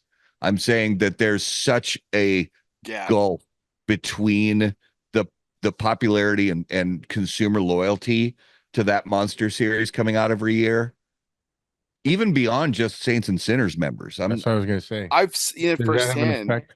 The cigar shop that I worked at, Michael's Tobacco of Euless, was part of the year that Jason came out. Yeah. The Voorhees. Okay. We were a member of the Unlucky 13, and I saw it firsthand. It was unbelievable. My general manager is helping the FedEx guy bring that shit off the truck, and there are people like manhandling the FedEx guy and my general manager to pop open this box, and I'm just like, holy shit. Like it's unreal. I mean, a guy flew in from Dubai because our general manager said he would only sell to someone who came into the store. Yeah. Someone flew from Dubai landed because we were right next to the airport, got a cab, Uber, whatever, came into the store, said, "Hey, I'm here." He's like, "Didn't you just call me like a day ago?" He's like, "Yeah, I jumped on a plane." Yeah. Like, Jesus. I mean, that's the That's most that's expensive the box of kind. cigars ever. Like, holy cow. Yeah. Yeah. That's the kind of tenacious brand loyalty that everybody should strive for. And I realize that there's more to it than that, that there is a small subset of people out there who aren't loyal to the brand. They're loyal to their own wallets, and they just buy up as much shit as they can so that they can try to flip it later. I get that. But some brands just get it and do it right and cultivate this incredible loyalty with their consumers. And Tatuaje has I can't see anybody Well, uh, surpassing what such an incredible job that they've done with that. I've seen it. Like I had 5 customers of mine that I can name off the top of my head when I was there. A couple of staff members, and then I know some staff members from another shop here locally that for them, Tatuaje is the pinnacle. Like they can do no wrong. The brand can't, like, everything is just incredible that's made by him, and I'm just like, listen, I'm always intrigued about Tatuaje projects. I will smoke, 98% of them. There are some I don't like. And I've told Pete this. I thought the hide was just not good. Um, like there's no other way to say it. I just did not like that cigar. But I'll be damned, dude. When that Redux comes out, you know what I'm gonna do? I'm gonna buy a fucking box because I'm gonna see how my Yeah. palate changes. It's got enough that it has enough intrigue that I'm gonna do it. And and um and listen, this I'm an SNS member too. So like I'm not really, but I mean there are SNS members like me, and then there are SNS members, and I'm definitely not the latter. Like, and Yeah. but I mean, there's so much intrigue with it. Like you said, he's just built up this community, and he's not alone. There's other ones like it, but there's just there's some intense brand loyalty within this industry for a lot of folks, where it's like this particular company insert just can do no wrong. And You know what I think a brand is starting to build that grassroots and starting to have a huge following and loyal guys. It's Stolen Thrones, Lee Marsh. Yeah. He's Yeah. starting to build something special, and he's taking his time doing it, and he's, Yeah. Yeah. He is one of those micro small batch brands that yeah, he really is listening to what's going on out there. He's a no bullshit guy, and he is on that same track. I believe I agree that if he you has a lot of respect for him. give him another 7, 12, 18 years, I believe he's going to continue to build loyalty that has that same kind of feel. I would love to say that I was ground floor with Lee, but I was pretty close because you guys interviewed him, Matt, and that's when I first heard about him. Okay. And then I brought him on my show. Never met the guy before in my life. Brought him on my show for the first time, and just what an interesting person. I really really enjoy that Crook of the Crown. I mean, it's a staple for me. And yeah, and he's got the attention of Pete Johnson. Pete said some really high praise for him, which was Lee and I talked about on our last conversation, which was very very humbling for someone like Lee, what he's doing. Yeah. So yeah, I think that's that's something that will be really interesting to watch. So all right, guys. Well, thank you so much for going through some of those topical questions and everything. We're going to conclude our show with the rest of our fun segments, as I say. So let's go ahead and get rolling here. Can I ask you one question? Sure.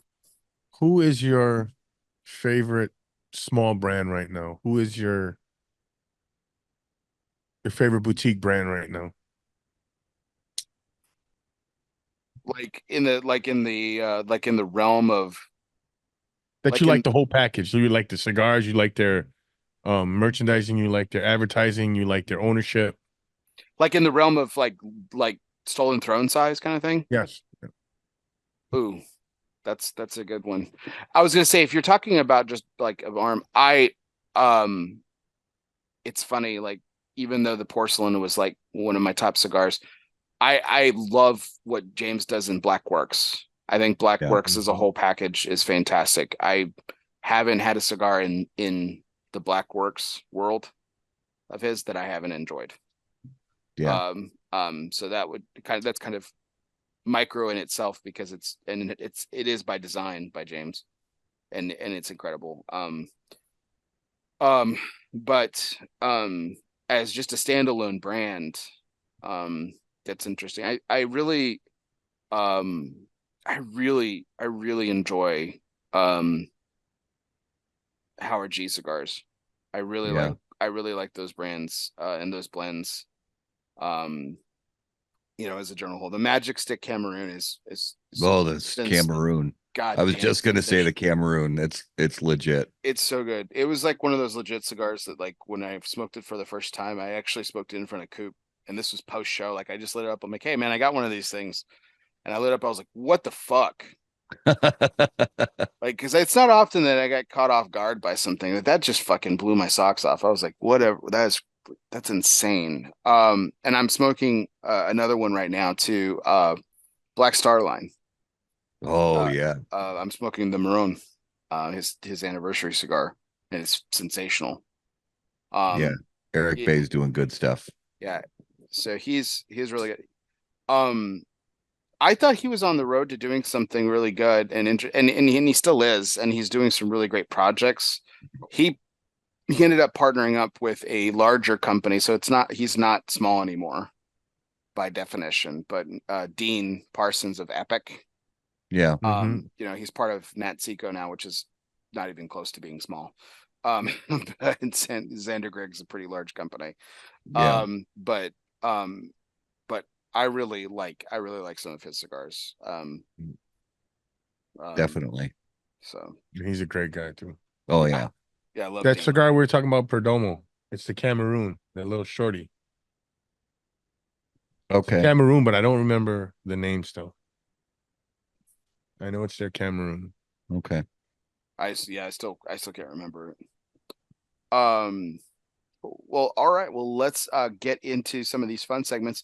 And this next segment is brought to you by Artista Cigars, which is Artista Cigars is one of the last hidden gems of the Dominican Republic. With nearly 70 years of rolling cigars, the family behind Artista believes in honoring their long-held traditions of handmade artistry. Artista's blends include factory-exclusive tobaccos and front marks for every budget. In fact, Artista Cigars has one of the most varied portfolios on the market today. There's something for everyone at Artista. Now, if you're like me and you never really can decide, Artista Cigars is a breath of fresh air because I can take something from literally any box at Artista, and I know that they have something to offer, and it's something incredibly special. So, with that, gentlemen, this is the this or that segment, which is pretty similar to the rapid fire segment that you guys do on How About That Cigar, but I give you two things, and you got to pick one. It's pretty simple. Artista Cigars is another company that I wouldn't consider boutique, because they do so much like they manufacture a lot of cigars for other people, and they have like a pretty varied portfolio too. But they're quote unquote relatively new, right? New-ish. I'd say their brand is boutique, but their company is not, Yeah. if that makes any Yeah. sense. Yeah. And yeah, their brand is newer, but they've been doing this for 70 years. And Oh yeah. so Yeah. Ram really knows what he's doing with tobacco. Yeah. So yeah. Good stuff. All right, guys, when we're talking about peanut butter and jelly sandwiches, are we doing grape or strawberry jelly? I mean, it's easy for me. Why do you get upset when Bear asks that question? Why? I didn't get upset. I just thought of a joke. Is it You know the difference between jelly and jam? I'm sure I've heard this before. Go ahead. I can't. I don't know what kind of viewers you have. This is a kind of a dirty joke. Oh, hit us, man. It's all good. I can't jelly my cock up your ass. Wow. Okay. Good night, everybody. All right, here we go. Holy shit. Wow. Sorry, I said it was dirty. That's why I kind of started laughing whenever I hear. Wow. I gotta say. So peach is not on the table, boys. So anyway, grape or strawberry are the choices of the day. Strawberry, brother, strawberry. Strawberry. Yeah. Strawberry all day. Mm-hmm. All right. On your mashed potatoes, brown or white gravy? White. Brown gravy. Interesting. I would have thought this would have been a regional thing for you guys. I thought both of y'all would have been brown. So what is it about the white gravy that you like so much, Ro? Just like the flavor better. Just like the flavor better? Okay. Yeah. All Yeah, right. maybe I'm so tired of brown gravy. You know? Yeah. I didn't start hitting it until I went down south. That white gravy. You know. Yeah, but white gravy belongs on biscuits and chicken fried steak. And why are you limited in white gravy for? I like if we're talking mashed potatoes, which was the question. Yeah. I prefer brown gravy. If it's other things, then I love white gravy. Yeah. Throw some breakfast sausage and breakfast sausage gravy on biscuits or a piece of deep fried steak. Yeah. Please. Have you ever tried brown gravy on that? No. But I'm like a northerner where I like to dip my French fries in brown gravy. Yeah. Yeah. Sounds good to me. It's better than any other thing to dip your French fries in, period. Hot take, not hot take, I suppose. All right. Turning our attention to Halloween, which is coming up. Would you rather have individually wrapped bags of candy like M&Ms, Skittles, etc., or candy bars? I'm going bars. I'm going individual. What's the M&M's, Skittles? What are you going with? Individual. If I'm trying to lose some weight here, I got kind of round. So if I can just have a little bag of M&Ms and a little bag of Skittles rather than a whole bar of Snickers. Well, it's just a little bar of Snickers. We're talking the Halloween size, the fun size. The fun size. Yeah, I'd rather have the little bags and stuff. I don't know why they call them that either, the fun size. It's not fun to have a tiny candy bar. It's fun to have a huge candy bar. That's fun. Again, on the topic of Halloween. I got one question for you. Hit me. Do you like the Reese's Pieces in the small pre-wrapped ones, or would you rather have a big Reese's Pieces? So here's a fun fact. I actually don't eat peanut butter anymore because I'm addicted to it. So to your point earlier about having an addicted personality, Raul, I am fully recovering addict of peanut butter. I haven't had peanut butter since 2016, January 1st, 2016. So what do you put on your peanut butter and jelly? I don't eat peanut butter and jelly anymore, and I miss it. And I make it for my kids, and I smell it, and I want it so goddamn bad. That's got to be so tough, it's dude. So fucking painful. It is so goddamn painful. Oh, you don't even lick off the knife? I can't, man. I can't, dude. It'll start all over for me, man. Oh, dude. I don't know how I would not be able to make peanut butter and jelly for my kids and it's the hardest thing in the world. Eat peanut butter and jelly. So is that just peanut butter, or is that almond butter and all the other cashew butter? I can't because I feel like it's a gateway, man. It's a gateway back to hell. It's just bad. And what's worse about almond butter and cashew butter than peanut butter is it's fucking more expensive. So it's even worse, dude. Yeah. Mm-hmm. It's like graduating fucking to heroin, from just fucking pot or no, can't do it, man. Can't do it. So and then even more of a fun fact, I'm allergic to chocolate, so I don't eat chocolate. So yeah, I knew that about you. I'm sorry. What kind of candy do you like then? Or I'm really not a candy person. But I do like gummies, like gummy bears. Like I'll eat. Oh, gummy bears. Do you like taffy? I could get down on some taffy on occasion, but Right. yeah, I'm not really a sweets person. But I'll eat savory, Skittles or spicy. Starburst? Uh, I really don't like either, to be honest. Oh, okay. Okay, right on. Yeah, yeah. So But if you you maybe know pick how probably Starburst. you know how they have the Tootsie Rolls, the new variety packs? Well, they're not new, but with the different flavors. Oh, they've had those for yeah. I only eat, well, it's a lie. I only, but I pick out all the vanilla ones out of the bag. And eat them or throw them away. Eat them. Oh, Which one would you rather have out of that bag, that variety bag? I like the orange ones. Oh, yeah. The orange Tootsie Rolls. Those things are legit. What do they taste Some like? people, It tastes like it's like a better version of an orange Starburst. Oh, okay. I could try that. So yeah, they're legit. I got people that say that only the original Tootsie Roll they'll eat. They won't eat none of the flavor. Oh, I freaking love I love the flavor. OG Tootsie Rolls. Forget about it. They're insanely good. Mm-hmm. All right, sorry, we went. I don't know. it's all You've good. watched the show before. You know how we do. We Yeah, just we- go off the rails, we and go- next thing you know, we're talking about. Sorry, get us all back good. on track, Bear. I Yeah. right. apologize. All right. So again, on the topic of Halloween, here we go. Do you prefer dressing up or not dressing up? Costumes. He's in a clown outfit right now. What, this clown outfit? This Yes, that outfit. yeah. We are well, I haven't worn a costume in a very, very long time for Halloween. We have gone to that's not true. I've got in the last few years, my sister-in-law puts on a Halloween party, and my wife and I have dressed up, and we're dressed up again this year. Although it looks like we may have to host the party at our house, but we'll see how that goes. Anyway, yes, I do enjoy.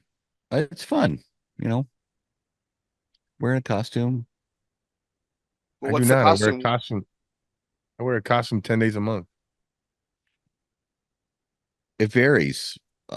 Like this year, what's the costume? Yeah, this year. What are you guys doing? I don't want to give it away. What'd you do last year? Last year, oh,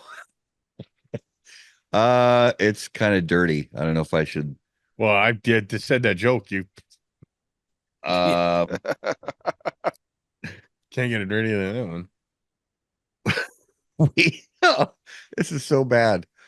Now we gotta know. Spit it out. All right, so it was a Peter Pumpkin Eater thing where my wife wore a Pumpkin outfit. and I wore a t-shirt, or I wore a shirt that said Peter on it, and I had orange paint around my mouth. It was that was last year. This year I love that. this year is the plug and socket. So she's wearing the socket costume and I'm wearing the plug costume. Yeah. Yeah. Awesome. I love You're staying on theme, It's good. It's good. Yeah, pretty much. All right. Dirty is the theme. Let's turn our attention to cigars. So this is an interesting one. These are two interesting ones. These are two manufacturers, so not the brands themselves, but cigars as a whole manufactured by these two manufacturers. Do you prefer AJ Fernandez manufactured cigars or My Father manufactured cigars? My father. My father. That was easy. Yeah. Okay. I no disrespect to AJ Fernandez. They have a lot of great cigars coming Great out of that cigars. factory. But it's really tough to find something coming out of the My Father factory that is not a blend that I really enjoy, and B, incredibly good quality and rolled properly with really good, Mm-hmm. great quality tobacco. AJ Fernandez does great work, but just about everything that comes out of the My Father factory hits on all the levels I wanted to. Okay. Next up is cigars manufactured by Ernesto Perez Carrillo Jr. at Casa Carrillo, or cigars manufactured by Manolo Quesada at Quesada. Oh, Again, as a general whole, not the brands themselves, but what the factory produces. Yeah, I gotta go with Casada.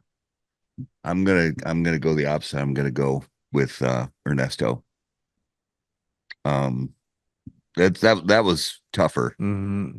That was tougher for me. But I'm gonna go with Ernesto. But it's tight. That was a tight race. Yeah. We mentioned biscuits and gravy earlier, so let's turn our attention to breakfast. So a bagel or an English muffin? Just on its own. Yeah, you could put whatever you want on them. As a vessel. To use it as a vessel. I'm going bagel. Dude, you're from New York. I know. I'm just bagel. thinking of all the stuff I could put on a bagel and all the stuff I could put on the English muffin. Yeah, I do got to go to bagel. Yeah. Is there a particular flavor of bagel? I like the plain because then I can do what I want with it. Yeah, I like the heartiness of a bagel over. I'm actually one of those people. I cannot stand everything bagels. I hate everything bagels. Interesting. I think the whole trend of everything bagel, like you can buy jars of everything bagel seasoning, and people are putting it on freaking anything you can imagine. They're making everything bagel ice cream or whatever the fuck. It's gotten out of control. Plain bagel. Then yeah, like Raleigh said, put whatever you want on it. It hasn't hit pumpkin spice level of annoyance though, I will say. Oh, that's true. And yeah, there's pumpkin bagels all over the place. I just threw up in my mouth. Now, I will say, if I want something, if I'm spice. specifically wanting something sweet, then a cinnamon raisin bagel is pretty awesome. But I usually just like plain. So is Panera considered a bagel? No, Panera's bread. I mean, they may sell bagels. They make bagels. Their cinnamon crunch bagel is pretty baller. Yes. Oh, is it? Yeah. I love that. There's a place here in town called Big Apple Bagel that makes a French toast bagel. It's bonkers. That hazelnut cream cheese you put on it is phenomenal with that French bagel. Before you cast me into oblivion, Matt, I will say that I did procure some everything bagel seasoning and I put it on bacon and it's pretty fucking outstanding. More power to you. It's just I do not like it. It doesn't work for me. All right. So keeping our attention on breakfast, everybody loves bacon, so we're not doing a bacon sausage category. We're going to keep it sausage though. Are you a sausage link person or a sausage patty? Patty. Oh, shoot. Maple bacon. I mean, maple patty. Oh, so, all right. I'm going to cop out and qualify this. I love a breakfast sandwich with a sausage patty on it. But if it's just like a traditional breakfast, eggs, hash browns, toast, and there's no bacon available, and they say, do you want sausage links or sausage patty? I'm going to go with links. Interesting. I'm the patty. Here's my hot take. I absolutely abhor sausage links. Really? They don't do it for me at all. I've never liked them. And I'll tell you why. It's also because it's very nostalgic for me. My father made a point every Saturday morning. He would always make us a huge breakfast. And sausage patties were a key component to this. And I just thought they were amazing and they tasted incredible. Yeah. And I remember this. This is a very bizarre. I remember things very young into my childhood, like all the way back to like age 3 and even earlier than that. So I have one of those memories. But I still remember the look of disappointment on my face, and I could feel it. And I ate it, and I was like, "What the fuck is this?" At a very young age, was when I was in preschool. We did a breakfast one morning, and they said, "Oh," and I thought, eggs and sausage, like that's what my dad makes. This is great. Like I was so looking forward to it, and they plopped sausage links in front of me, and I was like, "What is that?" Like it's sausage. I'm like that's not sausage. I don't know what that is. And I tasted it and I was like, that's not good. And I've tried over my lifetime to really and I'll eat them still. And like, and certainly if anyone ever makes me breakfast with sausage links, I'm not turning it away. But yeah, I do not like them at all. But yeah, a plate of pancakes with a couple sausage patties on the side there, and you pour syrup all over everything, and yeah, you also pour syrup all over the sausage. That's the way I am, at least. Yeah. It's so good. So we're sticking to. I'm going to ask you a question now, both of you actually. We're sticking to breakfast. How do you like your hash browns? Almost burnt. What toppings? Do you put any toppings on it? Butter. Just butter. What is it at Waffle House? It's covered, smothered, and capped and chunked. Covered, smothered, Well, capped, and chunked. Okay, so yeah, if I'm at Waffle House, I mean at home I just put butter on them, but yeah, if at Waffle House it's uh covered and chunked is the way I do it. So what is that? Ham and cheese. And ham and cheese. Yeah. What about you? I have to have it crispy, and I have to have onions and cheddar on it. Sounds good to me. I'm in. Yeah. Then I take my over easy eggs and swap it all together Yep. and stuff them down fast. There's this restaurant in town called it's just the Hazel Cafe, and they make this thing called the Nodak stack, and it's fantastic because the bottom layer is really good biscuits. The sausage gravy that we talked about, basically a disc of really well made hash browns, sausage patties, and then eggs however you want them, and it's immaculate. Oh, it's amazing. Sign me up. Yeah, it's fantastic. All right. So this one's interesting, so pay attention. It's a little detailed. All right.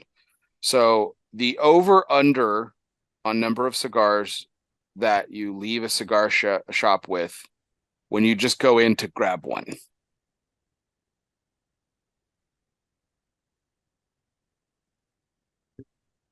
Uh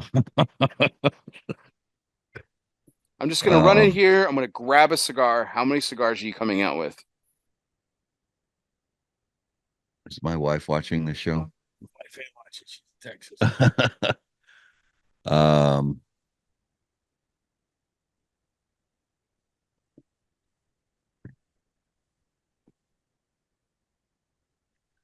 Well, take the over for me. Yeah, if I go in a cigar shop saying to myself I'm gonna buy one cigar, I'm leaving with at least 5. Usually it's more than 10. It's 10. It's at 10. least. 10. It's 10 at least. I'm gonna run in here real quick. I'm gonna grab a cigar. You're coming out with 10. You're coming out with at least 5. Okay. Yeah. Okay. How about you? 3. Okay. If I'm running in real quick to grab one, I'm coming out with 3. And that's another thing. I can never just run in and out. No. Even if the wife's in the car, I'm like, honey, I'll be right back. She's like, yeah, right. Yeah. 20 minutes later, I'm coming out with 10 cigars. You want to explore the humidor? You want to talk to the people that are working that day? Find out There's always new stuff coming out. Yeah. Yeah. I walk around the humidor probably at least on average. I walk around the humidor probably about 5 times. Yeah. Want to make sure you didn't miss anything. Yeah. Yeah. All right. So, are you more likely to buy a box of cigars? This is like at an event. Okay. Are you more likely to buy a box of one cigar, or build your own box? Do we have to be honest? Well, I would hope so. Yeah. I'm doing both. Okay. I'm buying my box that is my favorite out of that brand, and then I'm gonna sample. I'm gonna grab samples of the rest of them. Okay. I'm a build your own box guy. I like to grab 4 or 5 of my favorites from the brand, or if it's a brand I haven't tried before, just ask the rep or the owner to, recommend, and grab 4 or 5 of each. I'll Is that give why you you that have? if it's a brand I've never tried. I'm gonna build my own box. But if it's like Tatuaje, Stolen Thrones, or Roma Craft, I'm getting my box of my favorite, and I'm taking a bunch of samples. Is that why you like find so much stuff, like so much treasure trove stuff in your humidor, Matt? Because I feel like Oh you pull yeah, out some really crazy stuff, and it's because like it's you bought one of them, as part of an event, 10 years ago, and it's like still in there for whatever reason. easily, yeah, it's still, I'm cleaning out some, I go back to get some box out of there, and or move something out of the way, and I find just one random cigar that, just like you said, Bear, I probably got at an event at a shop 10 or 15 years ago. I'm like, oh, I I totally forgot I had that. But do you guys, when you build your own box, don't you get at least 2 or 3 of this of each one, so you don't? Yeah. Because I like to smoke one. Yeah, if I don't like it, or if I love it, I'm saving those other 2 for another day. But if I don't like it, I'm like, maybe something I ate today. Let me try another one. And then if I don't like that second one, then that third one's going to a firefighter at the station. Yeah, So, it just depends. It mm, depends on the Yeah, week, depends on what I'm in the mood for. how about you? Boo? I usually do in groups of threes, Mm, so I kind of stay consistent with three of yeah, stuff. So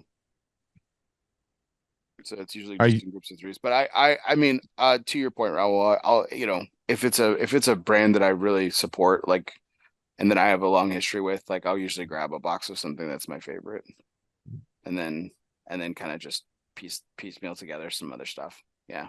and it also, and Mm. it just might just be me because I'm younger in the cigar world. It depends on the swag too. Oh, you're one of those people. Yes. I And understand. the funny thing is, I wind up usually giving most of the swag Yeah, away we give at a lot of events swag and away. somewhere else. But if I can get a double X shirt, because sometimes I don't have double X shirts, or hat that fits my melon right. Yes, the hat. The hat is clutch. Yeah. Yeah, Yeah, I'm getting. because He's most hats don't fit. he's Yeah. so tired of hearing this story, but I don't care. Um, Crown heads will always have loyalty to me, and Brian McGee will always have my undying affection because he's the first person in the entire cigar industry to give me a cigar branded hat that actually fit. Yeah. I was like, "Yep, you will always have my undying affection." So we were talking earlier about the hat you're wearing right now. hmm Who makes it? That company makes the whole thing from start to finish? I'm not sure. I haven't done that much research into it, Raul, so I'm not sure who they use as a manufacturer. I don't believe it's New Era. Sure. They fit a little bit different than New. I own a ton of New Era hats. Mm. It fits a little bit different. It's the same style. It's high crown. That's the Mhm. style of hat that I prefer. I prefer high crown, and I do not like snapbacks at all. Okay. I wear fitted hats almost 99.9% exclusively. Um, I'll be traveling for my day job this week, and all I have is a snapback hat, and that's unfortunate. But it's high crown, so it works. So I make it There you work. go. I if a brand has a Richardson 112, I am for sure getting that hat. That fits my head perfect. I Those are love that Yeah, hat. they're Richardson's a decent snapbacks, but company. they're really good hats. Yeah, Mm. they're a decent manufacturer for sure. But my fitted size is like 14 and 5/8 or something. I mean, it's not that, but I have a fucking ginormous head. Mine's So 7 and 5/8, so like it's huge. It's almost an 8. So yeah, there's a lot, like Richardson's, for example, the snapbacks. I'm not wearing one right now, but um, I I have to open that all the way up so only 2 of the tabs are yeah, connected. that's me. Mhm, me too. It's insane. So And on some, if my hair's gotten long, or if it's just for whatever reason they didn't set the tabs on it right, sometimes it's one. And when you only got one tab connected on a snapback, you look like an absolute fool, in my It personal just doesn't. opinion. Yeah, no, it doesn't look right. So Yeah. why don't they make a device that extends it? They do. They do. They Yeah. do. Yeah. They make a haven't seen them. snapback extender. You can buy them on Amazon. I'm gonna have to Yeah. go buy a couple. Well, try it out because Learn something I every didn't. I day. didn't like mine, but again, I'm just not a fan of snapbacks. So, but Yeah. I still have. I have an extender. Mm. All right. All right. Well, let's get on with the next segment, which is the Everybody Eats segment, sponsored by Postania Cigars. Whether it's if you always make sure that your servant's talent is bigger than your appetite, everybody will always get theirs. Postania Cigars is more than just great cigars made by cool people. They embody an attitude of gratitude and grit. With Postania, everybody eats. So, A little different than ours. I like this question. But I've asked it a couple weeks in a row, and I'm sad, but it's fine. So, but what is a food or drink that you love that you would not have tried unless you were offered to or forced to do so by somebody else? What a great question. Say that one again, please. What is a food or drink that you love that you would not have tried it unless you were forced to or offered to do so by somebody else? This is gonna drive Matt bonkers. Lutefisk. I love Lutefisk. Really? What's wrong with you? Nobody likes that. I like it. I like it a lot. So you just crack open a jar of it and just eating it in the station house, just like No, we every hunting season we go into town and they have a lutefisk dinner. Oh, Swedish meatballs, lutefisk. oh, And for some reason, whether it's like you ever had that cigar where it was just a moment, maybe the cigar wasn't that good, but you're outside with your buddies and it was a beautiful sunset and the whole event. So lutefisk always brings back some nostalgia to me, or me, I should say. So but that's you, why I love. but you actually liked. Yes, I like lutefisk. It's spoiled fish jello. How can you like? Ugh, barf. Sorry, Sorry, I knew you were gonna. ugh. Most people have that reaction when I say I like lutefisk.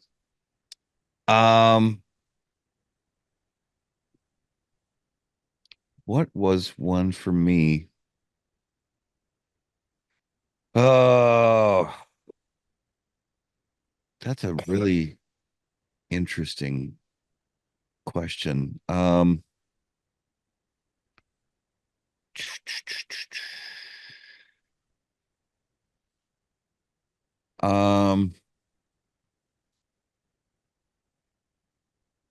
I'm having trouble having anything come to mind right now, and I feel like tomorrow morning when I'm working, I'm gonna have like 6 answers come to mind and probably text you, Bear.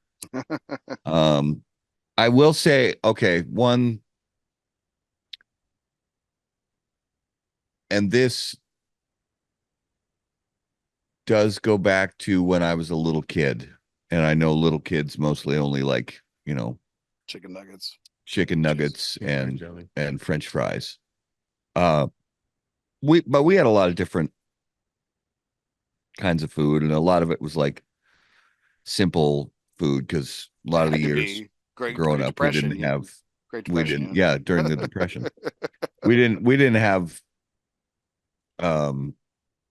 there was a long stretch of years where we really didn't have much, and we grew a lot of our own vegetables, raised our own chickens, had neighbors with pigs, stuff like that. But the first time I ever went to with my family, we went to a Chinese restaurant, and I was probably, I don't know, 6, something like that. And, thank God they had a couple things on the menu for bratty kids like I was. So I probably ended up getting like a cheeseburger or something.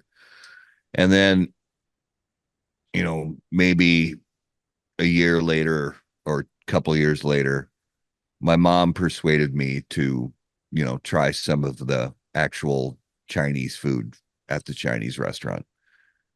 And I've been in love with Chinese food ever since.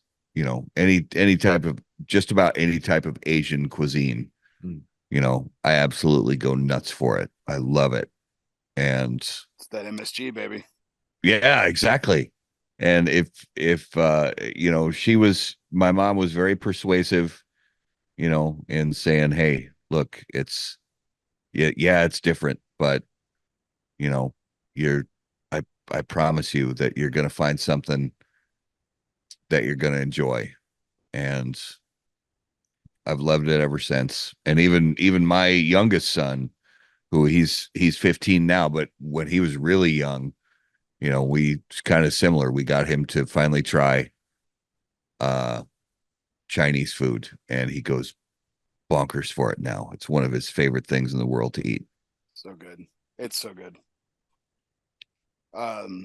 There's this thing at most Chinese buffets that sometimes they call it a Chinese biscuit. Some of them call it a Chinese donut, but it's just like deep fried with crystallized sugar on it, and it's just fucking stupid good. It's so great. Yeah. And you're trying to like force yourself to eat one of those after you've already eaten a metric ton of food from the buffet. Yeah. And you're like, but I can't leave without having at least one of those donuts. Yeah, exactly. Yeah, the best. We need to hit up a Chinese buffet. Yeah. There you go. one right here in town. Is there? Yeah. There's one off of 694 and University. There you go. Big one. It's really good. I'm in. Plan a trip around it. We'll go together. Yes. All right. So our next segment is brought to you by Asylum Cigars. Refuge is more than just a physical place. It can be a state of mind. Some of life's greatest reflections can be found in our own personal asylum. Moments like these were made for Asylum Cigars. So light up an asylum and choose your refuge.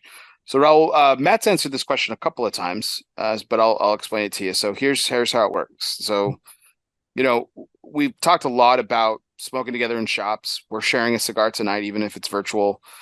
Cigars are very much a community driven thing. You're usually doing it, around other people. But every so often we have a moment of solitude where we're enjoying a cigar for whatever reason. Could be the birth of a grandchild, or just something to celebrate the moment, or maybe for no particular reason at all. You've probably had a couple of these moments, but what's one that comes to mind? What was that moment about? And if you could remember, what was the cigar you were smoking?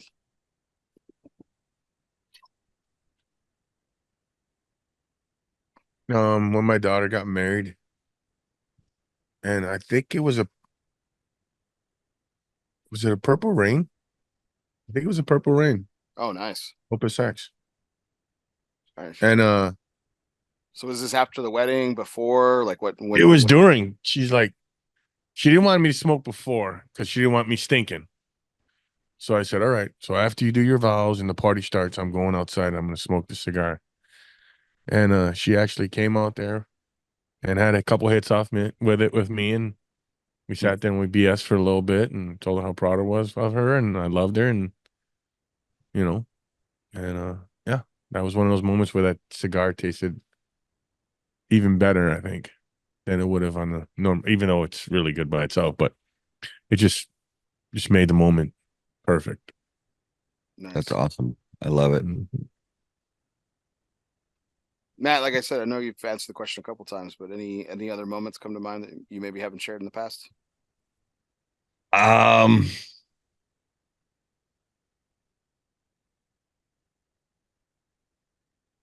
mean, I've had quite a few, where I go camping and fishing a lot up in the North Country, middle of nowhere. There's no cell service. There's no nothing. And yeah, to sit, by a lake in the evening, we've been fishing all day, and a lot of the places we go. It's you hike in all your gear, and it's work, and you get everything hiked in, and then you go out and you fish all day, and then you come back and you hopefully cook up a bunch of fish. And um but I'm also a morning person, and wake up, I'm always up before everybody. And on those trips, when camping, when I'm up before everybody, I make the coffee. And if it's a cool enough morning, I'll restoke the fire to get it going again. And when I know that either my friends or family are still there at the campsite, but they're sound asleep in their tents, then just me out there with coffee and the sunrise is it, it's so many times, so many experiences with that in my life. And it never gets old, you know, getting up, making coffee, waiting for everybody else to wake up, and just watching the sun come up over the lake or over the mountains, whatever the scenery happens to be, and just thinking about life and reflecting on what's going on. It's one of my favorite things. Nice. All right, gentlemen, we've done it. We've reached the end of the show. We got one last question for you.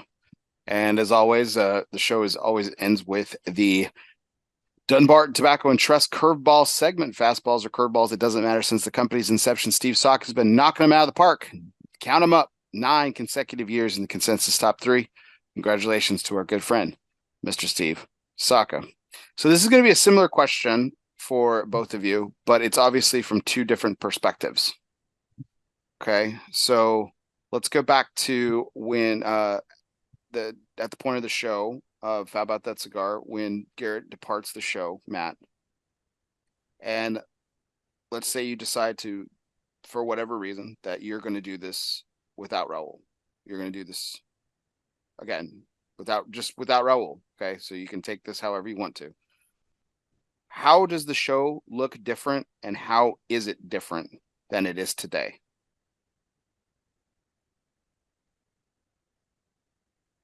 Oh, I wouldn't do the show by myself. So you would have found someone to fill the void? I I guess, but I'm glad it's Raul. Uh, I wouldn't do the show by myself. I don't think I would enjoy doing the show by myself. You know, there've been times, you know, although they've been rare, but there've been times where, you know, somebody gets sick or whatever, and you know, we keep things going, and it's just me here in the studio, and then the guest online on my TV here. And I I like having somebody to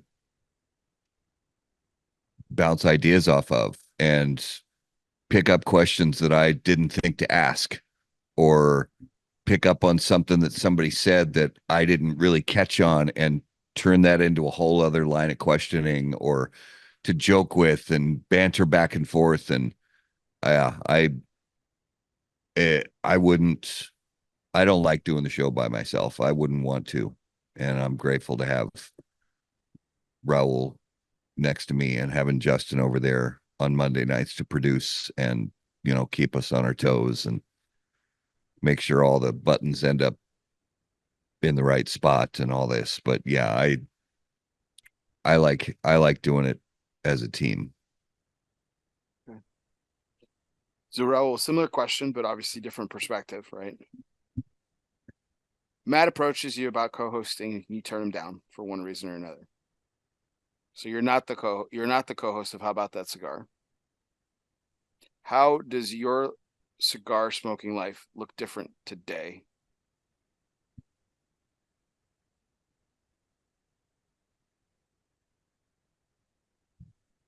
Wow. Well, I don't know if me and Matt would be as good as friends as we are. But as far as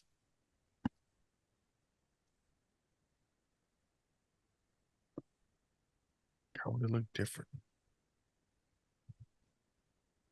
I wouldn't have got to meet so many people.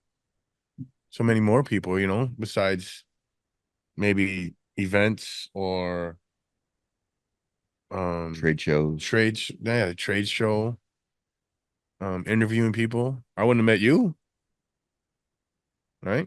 I wouldn't have met Coop, you goofy old bastard. Yeah, he definitely being on the show is definitely opened a new part of cigar world for me. So I'd still be in the shops all the time. I'd still go to events, you know, out of state. But yeah, it's open. I wouldn't have as many friends in the industry, you know. As far as actual cigar smoking, I think I would still be. You would still. I would still be smoking everything that gets put out. Yeah. So how have these relationships affected your life for the better? They've definitely enriched them. Um, we've talked about more than just the cigar industry. We've talked about men's health. We've talked about our family, how it is dealing with our children, our children that have alternative lifestyles.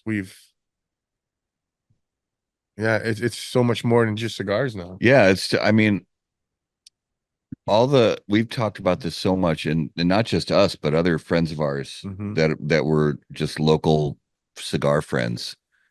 This is just the vehicle to the community. Like, and everybody's got their community. There's people that are into cigars. There's people that are into cars or restaurants or bourbons hunting, or guns or hunting or fishing or whatever. That's just the vehicle to be a part of the community. And once you're in the community, I mean, we've talked about relationship struggles, marriage struggles with our relationships with our kids, struggles with our day jobs and our bosses, struggles with, you know, our relationships with our own siblings, our own parents, you know, stuff like that. Our own brain, our own and our own way, just our own brains, so we can get out of our own way, and so we can try to, you know, be sort of it's not even like mentorship as much as it is we just sit and listen to each other. Fellowship. And yeah, guys need to, you know, and we've talked a lot about this recently, is you know, mental health is kind of on everybody's radar for the last few years. And, you know, for better or worse, a lot of the hobbies that we tend to gravitate towards tend to be hobbies that are mostly, not all, I'm not saying all, but most of the people who enjoy and participate in these hobbies that we're talking about are men. That doesn't mean that women aren't welcome and encouraged to be a part of this community. But there's a lot of guys out there who need help with, you know, mental health and emotional struggles. And there's been a stigma for too long that guys are just supposed to shut the fuck up and provide and just keep it all inside and all that. And we're trying to flip the tables on that a little bit. Yeah. How many times have you been at the shop or a lounge and you're sitting next to a guy and this cigar right here, this salad opens up a conversation you never thought you'd have with a stranger? Oh, 1,000 times, man. You know, the best part about it. You help that guy. Maybe that guy sitting next to you that you talked to for an hour and a half, was thinking about going to hurt himself or thinking about something negative. And just that conversation moved him over on this side of the line. Yeah. Oh, No, I can speak very candidly about that. I mean, I, and God love him, the man next to you, Matt, you know, reached out to me a number of times when he knew that I was going through, stuff, and like with my divorce and everything, and I kept everything close. I mean everything, and it's probably the biggest regret of my life, just because there was a lot to manage and a lot to overcome and deal with, and in a lot of ways, I'm for the it was for the better. There was a lot of introspective that helped me grow, but to your point, the two times I just happened to walk into a cigar lounge and I sat down for a little bit, not my normal cigar lounge, and as it always happens, right? You start talking to the stranger next to you. Hey man, what's going on in your life? Well, blah blah, and all of a sudden I'm talking about everything, and to a perfect stranger, and it really got me to realize a lot of different things, which was really great, so absolutely, man. I think the cigar shop culture it breeds so many positive things, Yeah. and to your point about mental health, especially for male, which obviously it's not as dominating as it was probably 15 years ago. I mean, the female smokers are the largest demographic on the rise for cigar smoking, but it's just it's a very polarizing term, but it's a very safe space. Yeah. It's a very safe space, and you don't, to the point about concrete male isms, it's you have the ability to open up and you don't lose an ounce of masculinity. You're not judged for any sensitivity. You're not judged for anything. Yeah. Republicans, it's the only place in the world where Republicans and Democrats get along. It's the only place in the world where conservatives and liberals can get together. It's the only place in the world where class doesn't matter. Doesn't matter if someone's a brain surgeon and someone's a janitor. Doesn't matter if someone's unemployed. Doesn't matter if someone's divorced and married, fatherless, or has 10 kids. Doesn't even matter if you're behind on your mortgage. Right. Probably shouldn't be buying cigars, but that's okay. Again, no judgment. You can just exist and live in that world, and yeah, it's one of the best things in the world about it. So good stuff. Amen. Well, gentlemen, thank you so much for being a part of this. I really do appreciate the conversation. It was a great one. Raul, thank you so much. I know this, like you had mentioned before the show, this is your first time on a show as a guest. So yeah, you popped my cherry, brother. So, well, thank you so much for agreeing to be on, and Matt, thank you for coming on once again. So I always love our conversations and everything. So yeah, always a pleasure. We'll be doing this again. And I look forward to those questions and answers that come up again. So we had a great audience tonight, and shout out to Lou Cross for taking my hot take and running with it. The sausage link is the baby carrot of breakfast meats. Love it. Oh, that's a good one. That's a good one. That's fantastic. We are I love it. Thank you, Lou. You are the man, sir. So to the rest of our audience, we really do appreciate all those comments, likes, shares, comments. Keep them coming. You can always check us out on YouTube. Our YouTube channel is ELOSOFUMAR. Don't forget to hit the subscribe button, and don't forget to hit the little bell so you get notified every time a new show pops up.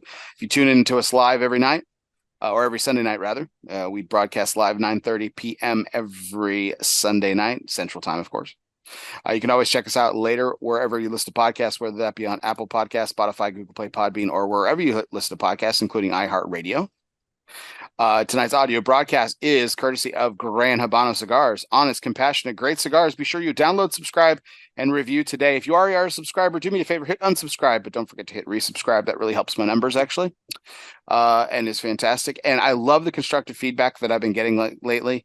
To the guy 5 years ago who left me a 1-star review with no reasoning behind that absolutely did nothing for me. So thank you for that invaluable feedback. That was great. But to the gentleman who most recently left me a 1-star review and said it was because my audio levels suck, we really are trying to improve, and I appreciate that. That is very constructive feedback that I definitely need. So hopefully the audio levels have been treating you better. So hopefully you're still tuning in, sir. Do appreciate those kinds of constructive feedback. We're always trying to make the show better. Listen, we're only done this 308 times. You know, we have a lot of room to grow and a lot of ways to get better. So we do appreciate all of that, guys.